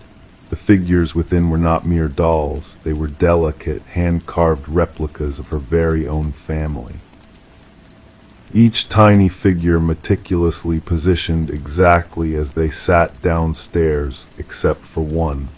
The figure meant to represent her was found standing by the attic entrance. Rebecca Morgan traced her finger along the dollhouse roof, feeling the indentation where the small wooden figure stood. A shiver ran down her spine, unrelated to the chilly draft whispering through the attic beams. This dollhouse had no place here. It wasn't from her childhood home, but a rented property her family had only recently moved into. The unsettling discovery prompted Rebecca to contact the authorities in a state of distress. Police officers arrived at the suburban dwelling to find a family traumatized, gathered in the living room, refusing to return to the upper floors. Detective Sarah Harmon, the lead investigator, initially brushed off their fears as an elaborate prank or the product of an imaginative family adapting to a new abode. What caught Detective Harmon's attention was the meticulous craftsmanship of the miniature figurines. Each tiny replica captured unique features of the family members: the father's receding hairline, the teenage son's favorite hoodie, even the small birthmark on the mother's hand. The case took a chilling turn when forensic teams uncovered fingerprints on the dollhouse that did not match anyone in the family. More unsettling were the microscopic cameras discreetly embedded in the eyes of each miniature figure, all linked to a sophisticated recording system concealed beneath the dollhouse. Analysis of the Morgan family's movements revealed a disturbing revelation. The positions of the figures in the dollhouse mirrored not just their current evening, but precise postures from various days, indicating a voyeur who had observed them long enough to learn their routines. We soon realized this was no ordinary case of stalking, Detective Harmon explained. The culprit exhibited an unprecedented level of fixation rarely seen in criminal psychology. Further investigation led to the discovery of a concealed basement entrance hidden behind a false wall in the pantry. Inside, investigators uncovered a makeshift living quarter with signs that someone had been residing there since before the Morgans' arrival. Food wrappers, water bottles, and a sleeping bag hinted at the intruder living beneath the family's feet for weeks. The absence of forced entry baffled investigators. Property records revealed that the house had stood vacant for nearly a year before the Morgans took up residence. The former owners, an elderly couple, had passed away within a short span, leaving their son to oversee the estate sale and subsequent rental of the property. Neighbors offered little insight during interviews. However, an elderly woman recalled sporadically seeing lights in the house during its vacancy period. "I assumed it was the real estate folks showing the property," she mentioned to investigators. "It never crossed my mind that someone might be living there without permission." Breakthrough came through digital forensics. Examination of the surveillance system linked to the miniature cameras led analysts to an external server through an IP address. The trail led investigators to a modest apartment across town. Inside, the walls were plastered with photographs of the Morgan family and previous occupants of the house. Detailed journal entries chronicled the daily routines of each family member with alarming accuracy. The most disturbing find was a workshop filled with numerous partially assembled dollhouses, each representing different homes in the vicinity. The apartment belonged to Martin Wells, the son of the former homeowners. Financial records indicated mounting debts following his parents' demise. Instead of selling the house outright, he had fashioned the covert living space, residing there while collecting rent from unsuspecting tenants. The dollhouse served as his command center, elaborated the forensic psychologist involved in the case. Every figure symbolized someone he monitored. Rebecca's figure by the attic door wasn't a threat, it was his acknowledgement of her uncovering his surveillance system. During interrogation, Wells maintained an eerie composure as he explained his motives. They were living in my home, occupying my parents' bedroom. I needed to ensure they treated it with reverence. When questioned about the positioned figures, he simply stated, "I wanted them to understand that I was ever watchful." Psychological evaluation unveiled a convoluted case of possessive delusion. Unable to cope with the loss of his childhood home, Wells devised an elaborate scheme to retain control over it. The dollhouse became his means of possessing both the property and its inhabitants. The Morgan family never set foot in the house again. Recalling the most haunting moment, Rebecca admitted it wasn't discovering the dollhouse but comprehending its implications. Someone had been observing us all this time, measuring our lives, transforming us into mere playthings. The true terror lay not in the dollhouse itself, but in knowing that, in his perception, we were merely pawns to be arranged and observed. Wells faced multiple charges, including stalking, invasion of privacy, illegal surveillance, and trespassing. The case prompted a reevaluation of real estate disclosure laws concerning deaths on properties and the responsibility of agents to ensure proper vacating procedures before new occupants move in. During sentencing, the judge emphasized the egregious violation the Morgan family endured. You didn't just invade their home, you shattered their sense of security and autonomy. You intruded on their most intimate moments, replicating them for your gratification. What chills criminologists about this case is how long Wells could have operated unnoticed had Rebecca not stumbled upon the dollhouse. Examination of his journals suggested he had clandestinely resided in homes for nearly 2 years, moving from one property to the next, crafting dollhouses for each observed family. The Morgan family eventually relocated far away, but Rebecca confessed in her victim impact statement that she still checks closets and hidden spaces routinely. She removed all dollhouses and miniatures from their new abode. "Some days I still sense eyes upon me," she shared. "I wonder if somewhere out there, someone is still manipulating a tiny version of me in a dollhouse I have yet to uncover." Story 21. The quaint hotel exuded an air of faded charm, a relic of a bygone era where time seemed to stand still. Guests passed through its doors fleetingly, seeking respite for a single night before moving on.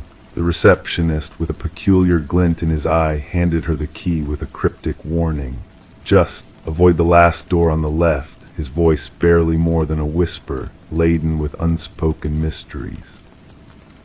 Intrigue tugged at her senses as she accepted the key, setting off a chain of events that would unravel the enigma shrouded within the hotel's walls.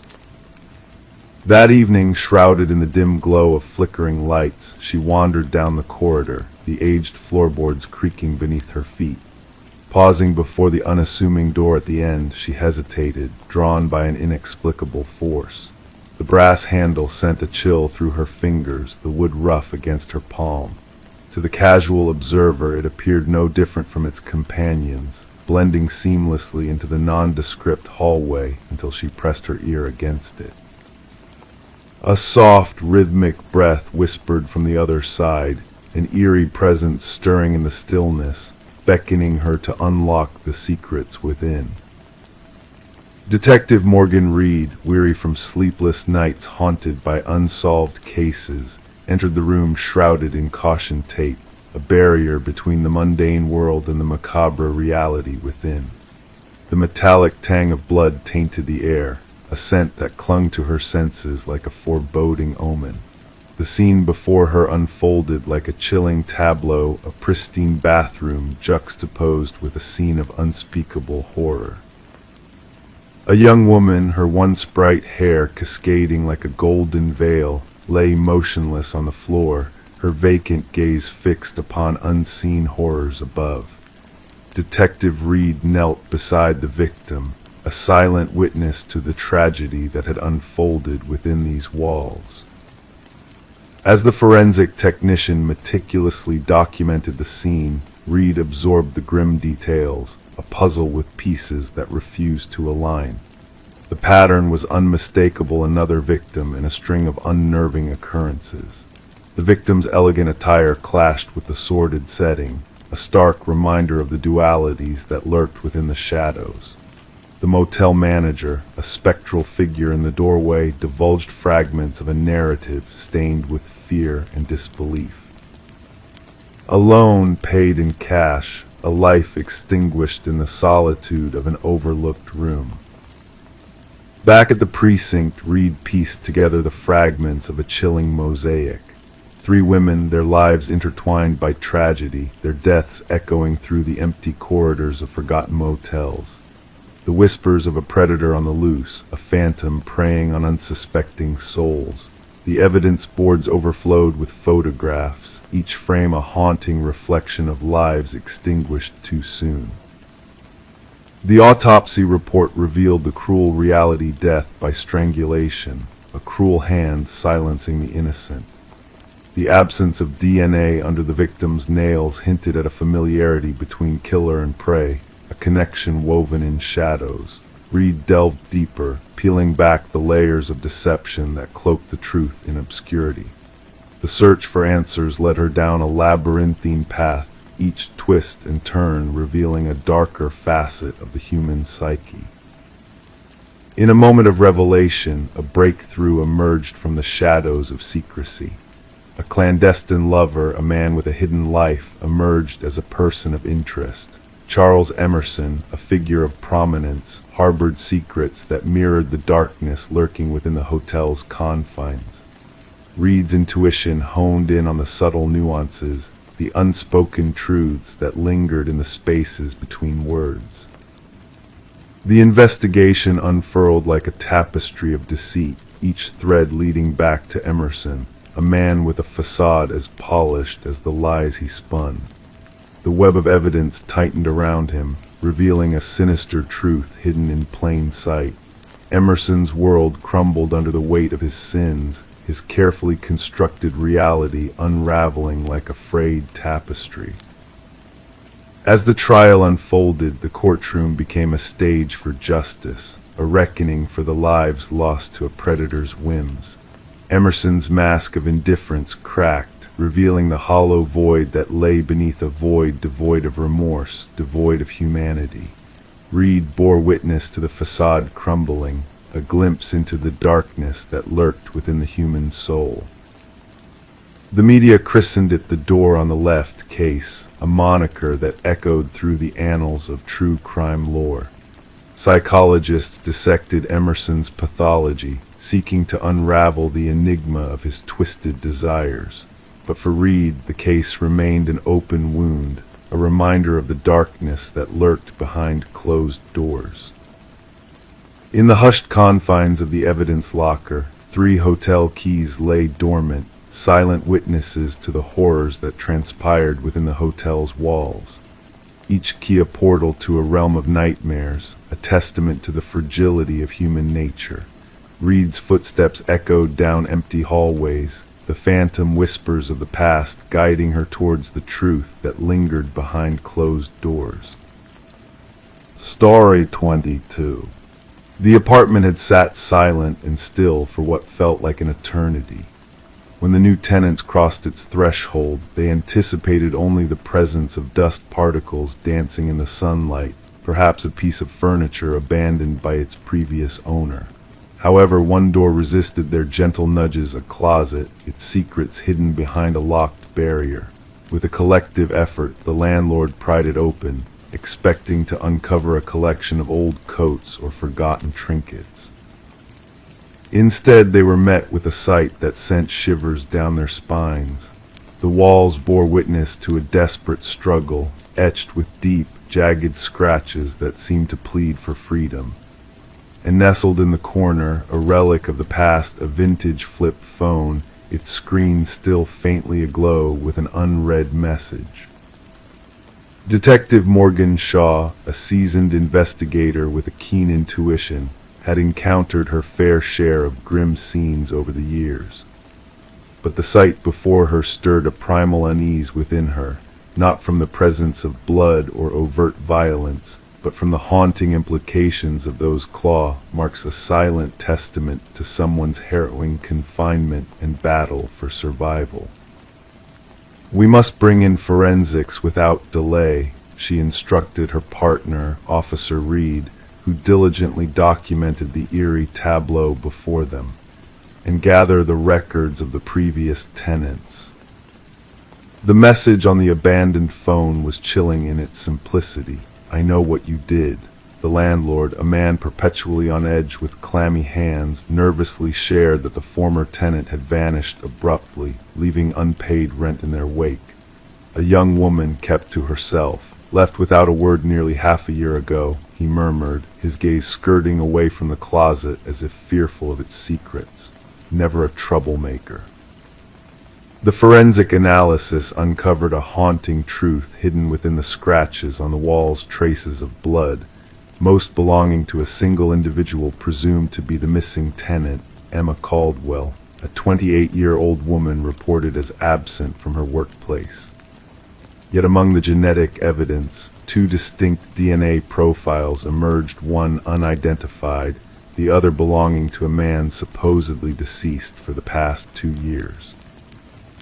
"This defies all logic," Shaw muttered, her gaze fixed on the perplexing findings. Emma's living space painted a poignant portrait of interrupted existence. Neglected mail, a solitary coffee mug left unwashed in the sink, a bed meticulously made. Her phone records hinted at a sudden cessation of contact with her sister, punctuated by a flurry of calls from an unknown number preceding her disappearance. Her sister mentioned a mysterious boyfriend, Officer Reed relayed. No name given, just descriptors like intense and private. Surveillance footage captured a pivotal moment as Emma entered her building one fateful night, trailed closely by a shadowy figure sporting a baseball cap, evading the scrutiny of the cameras.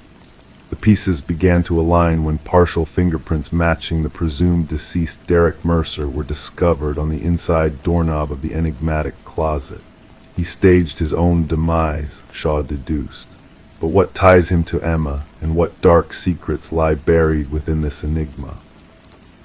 The enigma unraveled further as the investigators delved into a forgotten missing person case involving Lynette Porter, who had disappeared years earlier. A nexus emerged, linking Lynette to Emma through eyewitness accounts of her visits to the apartment. Traffic cameras revealed a pattern of Derek Mercer's mother's vehicle frequenting the vicinity, with a figure resembling Derek himself at the wheel. The trail led to a secluded property owned by Mercer's kin, where a grim discovery awaited the captive Lynette Porter, emaciated and traumatized, mirroring Emma's ordeal in the closet. "He forced me to witness," Lynette murmured, her eyes vacant with trauma. "Said I needed to understand the consequences of defiance." The mounting evidence unveiled Mercer's perverse fixation on dominance, cataloged through journals, eerie photographs, and chilling videos documenting Emma's captivity. She thought she could expose me, his voice echoed in the recordings. No one reveals my truth. A manhunt of unprecedented scale ensued as Mercer eluded capture, a psychological profile painting a portrait of a predator who thrived on inflicting prolonged suffering in claustrophobic confines. His apprehension at a bus terminal, armed with tools of coercion and a macabre memento of Emma's disappearance, marked the climax of the pursuit. During interrogation, Mercer exuded an unsettling composure, weaving a narrative that twisted reality to suit his delusions. She crafted that message herself, he claimed of the cryptic text. She craved discovery, but not redemption. The trial laid bare the intricate web of deceit Mercer had spun to evade justice, culminating in a life sentence bereft of parole. Lynette Porter, a survivor reclaiming her voice, addressed the courtroom with unwavering resolve. He ensnared us in his darkness because that's where his soul resides, imprisoned in shadows. But while he languishes in captivity, I shall bask in the light. The investigation spurred a reevaluation of missing persons protocols, emphasizing the importance of scrutinizing relational dynamics and rental histories. Detective Shaw preserved a fragment of the closet door in her office, a somber reminder that the most chilling crime scenes are not always drenched in blood, but in the silent pleas of those fighting for liberation. Story 23, the old house had stood vacant for years, a silent witness to the passage of time. Whispers in the neighborhood spoke of a young woman who had vanished without a trace, leaving behind a mystery that lingered in the air like a ghostly presence. When the new tenants crossed the threshold, they felt a shiver of unease, as if the walls held secrets too dark to reveal. The bedroom, long locked from the inside, beckoned with a sense of foreboding. With a creak and a groan, the door yielded to their curiosity, unveiling a scene frozen in time. The air inside was thick with neglect, the scent of dust and decay mingling with something more elusive, a hint of a story waiting to be told. The bed was neatly made, untouched by the passage of years. The mirror reflected back a distorted image of the room, wiped clean of fingerprints but holding onto memories long forgotten. And there on the desk, a lone candle stood as a sentinel, its wax a frozen cascade of forgotten tears. Amidst this eerie tableau, a notebook lay open, its pages whispering of a life interrupted. Detective Morgan, a shadow in the dim light, traced the words written by a hand long gone. Elise Winters, her name engraved in ink, spoke from beyond the veil of time, her words etched with a sense of urgency that belied the stillness of the room. "I know he's watching me tonight," the final entry revealed, a plea for help lost to the void. The detective's fingers lingered on the pages, feeling the weight of a life cut short by shadows that danced just out of reach. As the forensic technicians combed the room for clues, the truth began to unfurl like a fragile thread. Elise, a paralegal entangled in a web of deceit, had stumbled upon secrets that threatened to consume her. The whispers of altered numbers and hidden truths echoed in the silence, painting a portrait of a woman on the brink of discovery. The photographs of Elise, a ghostly presence on the desk, stared back at the detective with eyes that held a world of secrets. Her disappearance, a puzzle with missing pieces, hinted at a darkness that lurked just beneath the surface. In the hidden recesses of the room, a discovery awaited a key, a flash of silver against the shadows. It unlocked a Pandora's box of revelations, exposing a web of deceit that stretched far beyond the confines of the old house. The recordings, the spreadsheets, the damning evidence of corruption all whispered of a truth too dangerous to be spoken aloud. Elise's voice, a beacon in the darkness, spoke of justice long denied, of lives lost to greed and ambition. And in the heart of it all, Vincent Harriman stood accused, a puppet master pulling strings from the shadows. The evidence, a tapestry of lies and half-truths, painted a portrait of a man consumed by his own hubris. As the courtroom held its breath, the truth emerged from the shadows. Elise's legacy, a testament to courage in the face of darkness, shone like a beacon of hope in a world gone astray. The house, a silent sentinel to the past, stood empty once more, its secrets laid bare for all to see. And in the stillness of the night, a light flickered in the upstairs window, a ghostly reminder of a woman who refused to be silenced. Justice, a whisper on the wind, found its home in the room where Elise Winters made her final stand. The truth, a fragile thing, remained etched in the walls, waiting for someone to listen, to remember, to believe. Story 24. It arrived in the mail, wrapped in a plain envelope with no return address. A single brass key worn with time. The homeowner didn't recognize it, but something about it felt familiar. When she slid it into every lock she owned, nothing turned. It wasn't hers. But when she placed it on the coffee table, the old grandfather clock in the hallway let out a single, hollow chime despite having been broken for years. Sarah Miller reported the strange occurrence to authorities after finding the mysterious key. What seemed like an odd mishap soon unraveled into one of the most disturbing criminal investigations the quiet suburban neighborhood had ever witnessed. The responding officer initially dismissed her concerns. A key in the mail, perhaps a mistake, he suggested, but Sarah insisted something felt wrong. The officer reluctantly took the key as evidence, mostly to appease her, placing it in a small evidence bag that would later become central to a sprawling investigation. Detective Robert Harmon received the case file during the morning briefing. A veteran investigator with the Special Victims Unit, he had developed an intuition for cases that would evolve beyond their seemingly innocuous beginnings. The brass key sat on his desk, unremarkable yet somehow unsettling. Background checks revealed Sarah had no criminal history.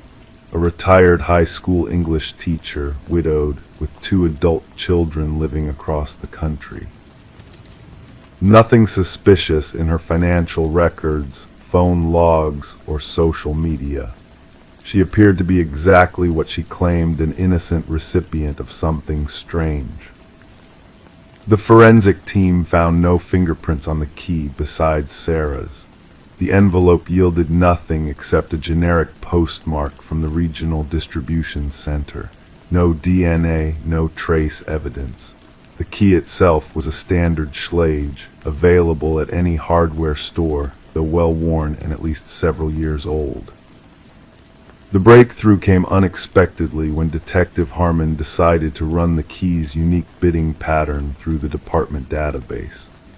A cold case from 7 years prior had documented an identical key pattern belonging to a storage unit where investigators had found blood-stained carpet, cutting tools, and photographs of unidentified women.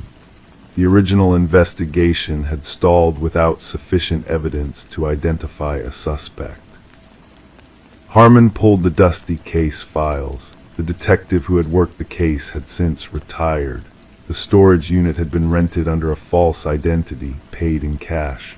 Surveillance footage had long been overwritten. The evidence collected had yielded partial DNA samples, but no matches in any criminal database. The photographs recovered from the storage unit showed 5 different women, all appearing unconscious. Only 3 had been identified during the original investigation, all reported missing, but never found. Their cases remained open, classified as suspected homicides without bodies. Sarah Miller recognized none of the women when shown the photographs. She grew increasingly anxious as the investigation proceeded, installing new locks and a security system in her home. The question lingered, why had someone sent her this key? Harmon ordered a fresh analysis of the original evidence using newer techniques. The partial DNA sample was expanded and run through genealogical databases. This yielded a distant familial match, a second cousin twice removed from the suspect. Working backward through family trees, investigators narrowed their focus to Harold Jenkins, who had lived 2 streets away from Sarah Miller until moving away approximately 6 years ago. His current whereabouts were unknown. Further investigation revealed Jenkins had been a substitute teacher at the same school where Sarah taught, though they had minimal documented interaction. His employment records showed scattered work history, long unexplained gaps, and frequent relocations. His former residence yielded nothing unusual upon inspection. Neighbors described him as quiet, unremarkable, someone who kept to himself, the common refrain that often follows revelations about predators hiding in plain sight. The big question remained unanswered: why send the key now? Why to Sarah Miller? Harmon theorized it might be a trophy, a warning, or perhaps a macabre invitation. The search for Jenkins intensified. His driver's license hadn't been renewed. No credit card activity. No tax returns. The digital breadcrumbs people typically leave behind were conspicuously absent, suggesting an intentional effort to remain untraceable. The true horror of the case emerged when authorities investigated a small cabin registered to Jenkins' deceased mother. Beneath the weathered wooden floorboards, investigators discovered a concealed room accessible only through a trapdoor. Inside, meticulously organized shelves held dozens of identical brass keys, each with a name and date engraved on a small attached tag. 5 keys corresponded to the women from the photographs. The remaining keys, 27 in total, presented a horrifying implication of additional victims previously unknown to authorities. Buried behind the cabin, forensic teams recovered human remains. The excavation continued for weeks as investigators unearthed multiple bodies in varying states of decomposition. Sarah received round-the-clock protection as the manhunt for Jenkins expanded nationwide. Behavioral analysts suggested the key represented a twisted invitation, Jenkins selecting Sarah as someone to appreciate his work. The press dubbed him the Keymaster, a name that spread rapidly across national headlines. Fear permeated the community as residents questioned how such horror had existed among them undetected. Detection dogs tracked a scent from the cabin into the surrounding wilderness. Search teams combed dense forest areas. Thermal imaging drones scanned terrain too dangerous for ground teams. The manhunt became one of the largest in regional history.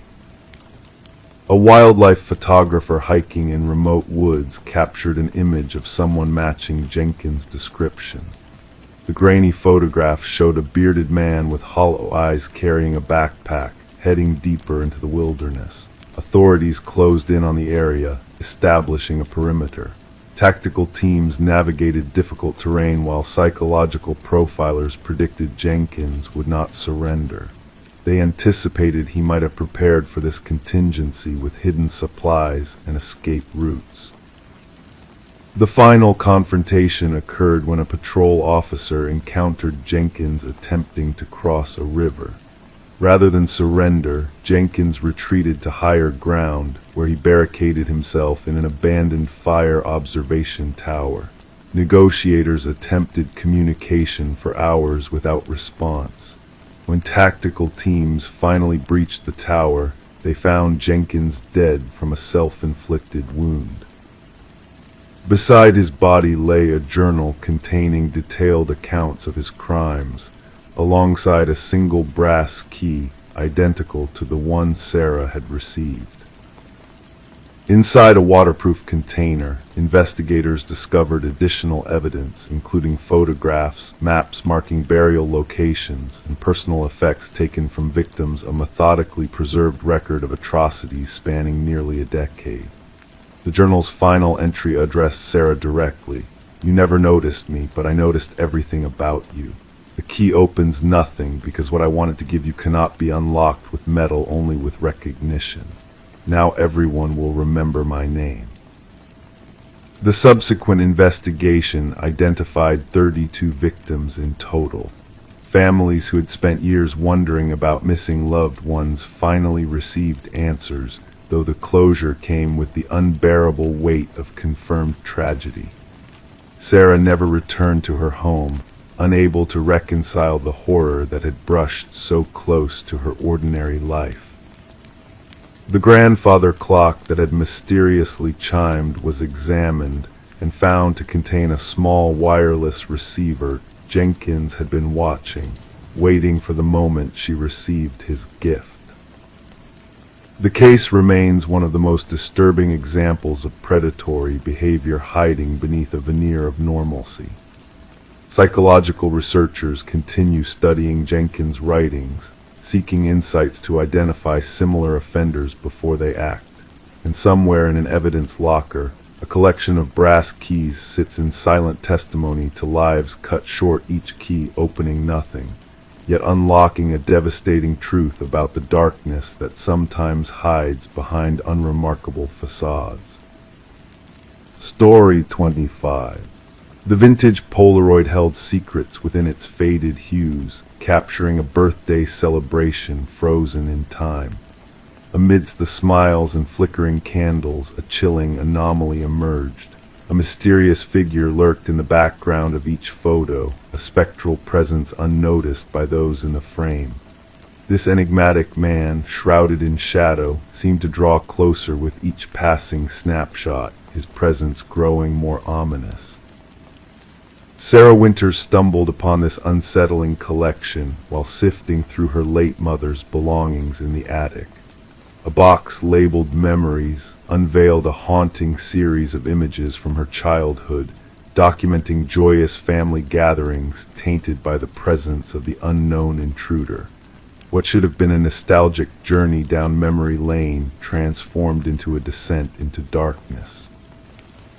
In the earliest photo, the figure was barely discernible, a phantom silhouette lingering at the periphery of Sarah's 7th birthday party. As the subsequent images unfolded, he insidiously crept closer, moving from the shadows by the glass door to a position behind her unsuspecting uncle. No one in the photograph seemed cognizant of his looming presence, casting a sinister pall over the cherished memories. Alarmed and trembling, Sarah reached out to her father, seeking answers to the enigma haunting their family history. His initial denial gave way to a shocked realization upon viewing the eerie Polaroids. The phantom figure remained a mystery, his intrusion into their past defying explanation and logic. Detective Marcus Reed, a weathered investigator, delved into the perplexing case as Sarah laid out the evidence before him. Raindrops drummed against the windows of the precinct, casting shifting shadows that mirrored the elusive nature of the spectral presence in the photographs.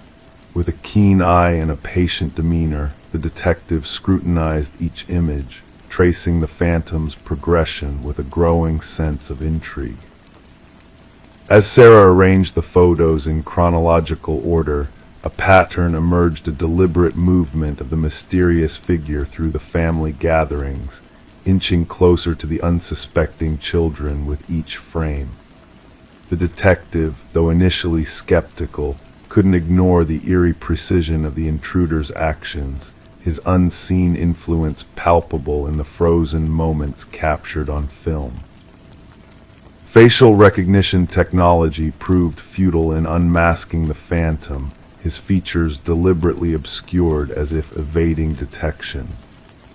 Yet a breakthrough came through meticulous enhancement of the images, revealing telltale clues: a scar, a ring, a faint reflection that hinted at a dark truth lurking beneath the surface.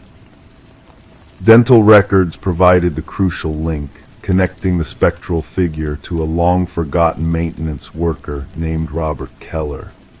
His disappearance following inquiries into child abductions decades ago shed light on a chilling connection to the missing children from the region. Keller's presence at the rental property where Sarah's birthday had taken place raised chilling implications of his sinister past. A grim discovery beneath Keller's former residence unearthed haunting relics: a hair clip, a toy car, a bracelet that tied him to the vanished children, including Sarah herself.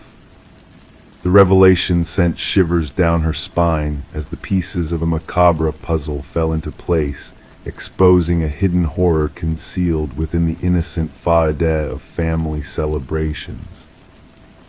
Alone in her apartment, Sarah grappled with the weight of the revelations, the echoes of past traumas resurfacing in the wake of the phantom's unmasking. The news of identified remains near the vacation property brought a grim closure to long-standing mysteries, offering a semblance of justice to grieving families haunted by unanswered questions. The final birthday photo, now a chilling artifact of the past, bore witness to the shadowy figure's silent vigil, a harbinger of tragedy concealed in plain sight. As Sarah consigned the photos to their box, she carried with her the knowledge that some terrors lurk unseen, hidden within the confines of captured memories, waiting to be unveiled by those brave enough to confront the shadows of the past. Story 26. The aged library faced its fate of demolition, the workers nearing the end of their task when a stumble led to the discovery of a hidden latch within a bookshelf. With a soft click, the bookcase swung open, unveiling a narrow passage that led to a concealed chamber. The air within was heavy, untouched for decades, devoid of furniture save for a single chair bolted to the floor. Etched repeatedly on the wall, a haunting message proclaimed, "I am still here." The construction foreman swiftly contacted the authorities, turning what seemed like a routine demolition into something far darker. Detective Morgan Walsh, with 20 years of experience, stood at the threshold, his flashlight piercing the darkness, revealing the chilling message that adorned the walls. "Secure the scene," Walsh commanded the officers, his voice reverberating in the confined space.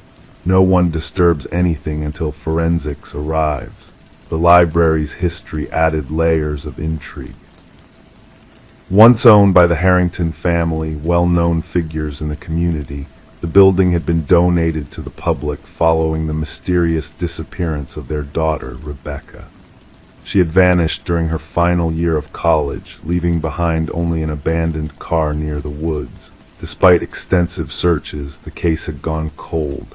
The prevailing belief was that she had fled to start anew, though her family vehemently rejected this notion, convinced of a darker truth. As forensic experts combed the hidden room, they uncovered hair and fiber samples embedded in the chair, while the wall's scratches held traces of blood and skin cells beneath the dust layers. Initial tests hinted at a young female's biological material. The chair was meant for restraint, the forensic analyst remarked, indicating the bolt holes and weathered leather straps still affixed to the arms. Whoever was held here fought fiercely. Walsh mobilized a team to delve into the Harrington family's past. The timing of the library donation gnawed at him. It followed Rebecca's disappearance by a mere few weeks, a seemingly significant coincidence. Further probing unveiled a disturbing detail. The contractor who installed the bookshelf had worked exclusively for Maxwell Harrington, Rebecca's uncle and the family's patriarch. Financial records revealed exorbitant payments to this contractor, surpassing standard renovation costs. Former library staff expressed shock at the revelation, none aware of the hidden space, though an elderly librarian recalled Maxwell spending hours alone in that section of the building after hours. She assumed he sought solace as an avid reader. Maxwell insisted that section remain untouched during renovations, she informed investigators. He claimed the original woodwork was of historical importance. The investigation deepened as DNA results confirmed a match between samples from the room and Rebecca's hairbrush found in her old bedroom. The timeline grew clearer and more disturbing. Rebecca had not fled but had been imprisoned, possibly by a family member. A search warrant led detectives to the Harrington estate, where Maxwell's study yielded a journal hidden in a false drawer. The entries detailed months of an unhealthy obsession with his niece, culminating in a chilling final note. She threatened to expose everything. I cannot allow it. The room will hold her until she understands. Maxwell, now residing in a coastal community, maintained ignorance at first, dismissing the hidden room as an architectural quirk. However, when faced with the journal and DNA evidence, his faade crumbled. She was a threat, he confessed flatly. Rebecca uncovered my embezzlement from the family foundation. Our name meant everything. I couldn't let her ruin it. Maxwell's admission painted a gruesome picture. He had lured Rebecca to the library, imprisoned her, and planned to keep her silent, but a fatal struggle ensued during her escape attempt. I panicked, Maxwell admitted. I buried her beneath the floor and sealed it, then donated the building to preserve that section forever. Radar scans confirmed human remains below the room's floor. An excavation unearthed Rebecca's skeletal remains, adorned with the bracelet her parents had gifted her. The Harrington family witnessed Maxwell's sentencing, finding closure as justice prevailed. Rebecca's mother clutched her daughter's bracelet, the sole memento laid to rest. The library's demolition halted, becoming a site for remembrance. Locals left flowers, honoring a life cut short and a long-hidden truth. In a poignant twist, Rebecca's desperate message on the walls ensured she would never be forgotten, her quest for justice finally coming to light. Story 27, The Whispers of Blackwood Manor. She yearned to refresh the nursery before the little one's arrival. The walls, once a weary shade of blue, harbored secrets of bygone days within their layers. With each stroke of white paint, a hidden revelation emerged, faint letters gradually sharpening into view, a cryptic message etched beneath the surface. Don't let it hear you, her breath hitched. Stepping back, she beheld it, tiny handprints imprinted in the fresh coat of paint, too high up for a child's reach. This eerie find within the nursery of the Morgan estate marked the genesis of what would later be known as the Whispering House Enigma. The young couple had acquired the Victorian-style residence just months earlier at a surprisingly low cost. The realtor had only mentioned minor cosmetic concerns, omitting any reference to the dwelling's shadowed past. Detective Sarah Klein arrived at the doorstep, notebook poised. A pregnant woman answered, her belly protruding beneath splattered overalls. Dark circles encircled her eyes, testimony to sleepless nights. The detective observed the woman's trembling hands as she recounted the unsettling discovery of the message and handprints. Previous occupants vanished abruptly, the woman disclosed. Neighbors claimed they departed in the dead of night with no moving truck, just their essentials packed into the car. With a somber nod, Detective Klein ventured through the historic abode, her steps echoing on aged floorboards. Pausing in the nursery, she scrutinized the half-painted wall, the message lingering beneath the abandoned layers of fresh paint. Beside it, 5 small handprints marked the wet surface, placed at a height unsuitable for a child. Back at the precinct, Detective Klein delved into the property's records. The house had changed hands 8 times in 30 years, an unusually frequent turnover. More disconcerting were the child welfare reports linked to 3 of those families. Children spoke of whispers from the walls and watchful eyes as they slumbered. The detective delved further, unearthing construction records and historical archives. The manor had once belonged to Eleanor Blackwood, a wealthy widow who operated an orphanage on the premises during the industrial era. Newspaper clippings referenced 5 children who had vanished from her care. Authorities speculated they had fled, a common occurrence for orphans of that era. Upon Aliner's demise, workers renovating the house stumbled upon a concealed chamber behind the nursery wall. Inside lay children's belongings, tiny shoes, toys, and garments, but no remains. The mystery had grown cold, relegated to dusty archives. Interviewing former residents, Detective Klein pieced together a chilling narrative. Each family with children reported uncanny incidents, rearranged toys, spectral laughter in empty corridors, and crayon drawings manifesting inexplicably. Most dismissed these occurrences as flights of fancy until the cryptic writings surfaced during nursery repainting. The message, though subtly altered in each account, bore the same handwriting: "Don't let them find you. Don't make a sound. Don't let it hear you." A forensic linguist confirmed the writings matched to Aliner Blackwood's journals. Even more unsettling were the handprints uniform in size and placement across generations, despite different children inhabiting the abode. The investigation took a graver turn when the detective secured permission from the current owners for ground-penetrating radar in the basement. Anomalies in the readings hinted at 5 distinct shapes beneath the concrete floor, each child-sized. As workers breached the concrete, a macabre revelation unfurled. 5 sets of small remains arranged in a circle. Forensic analysis revealed the children perished during Aliner's tenure in the house, each wearing a pendant engraved with their name, the 5 orphans who had ostensibly fled. Illuminated by luminol, handprints materialized on every nursery wall, invisible to the naked eye, hinting at desperate attempts to escape. Aliner's journals, recovered from county archives, unveiled her twisted beliefs. She deemed orphaned children conduits of spiritual energy, intending to siphon their vitality to prolong her own life. The children had etched warnings into the wall, hoping future inhabitants would unveil their fate. The case concluded with the proper interment of the 5 victims, their identities rectified from runaways to murder victims. The house lay vacant thereafter, the expectant couple refusing to return even for their possessions. Detective Klein penned her final report, documenting the luminol-illuminated handprints and hidden message. While justice prevailed for the initial victims, an enigmatic presence lingered within those walls, reaching across layers of paint and time. The nursery walls were raised during remediation, yet workers reported hearing children's whispers amidst the debris, declining to return post-shift.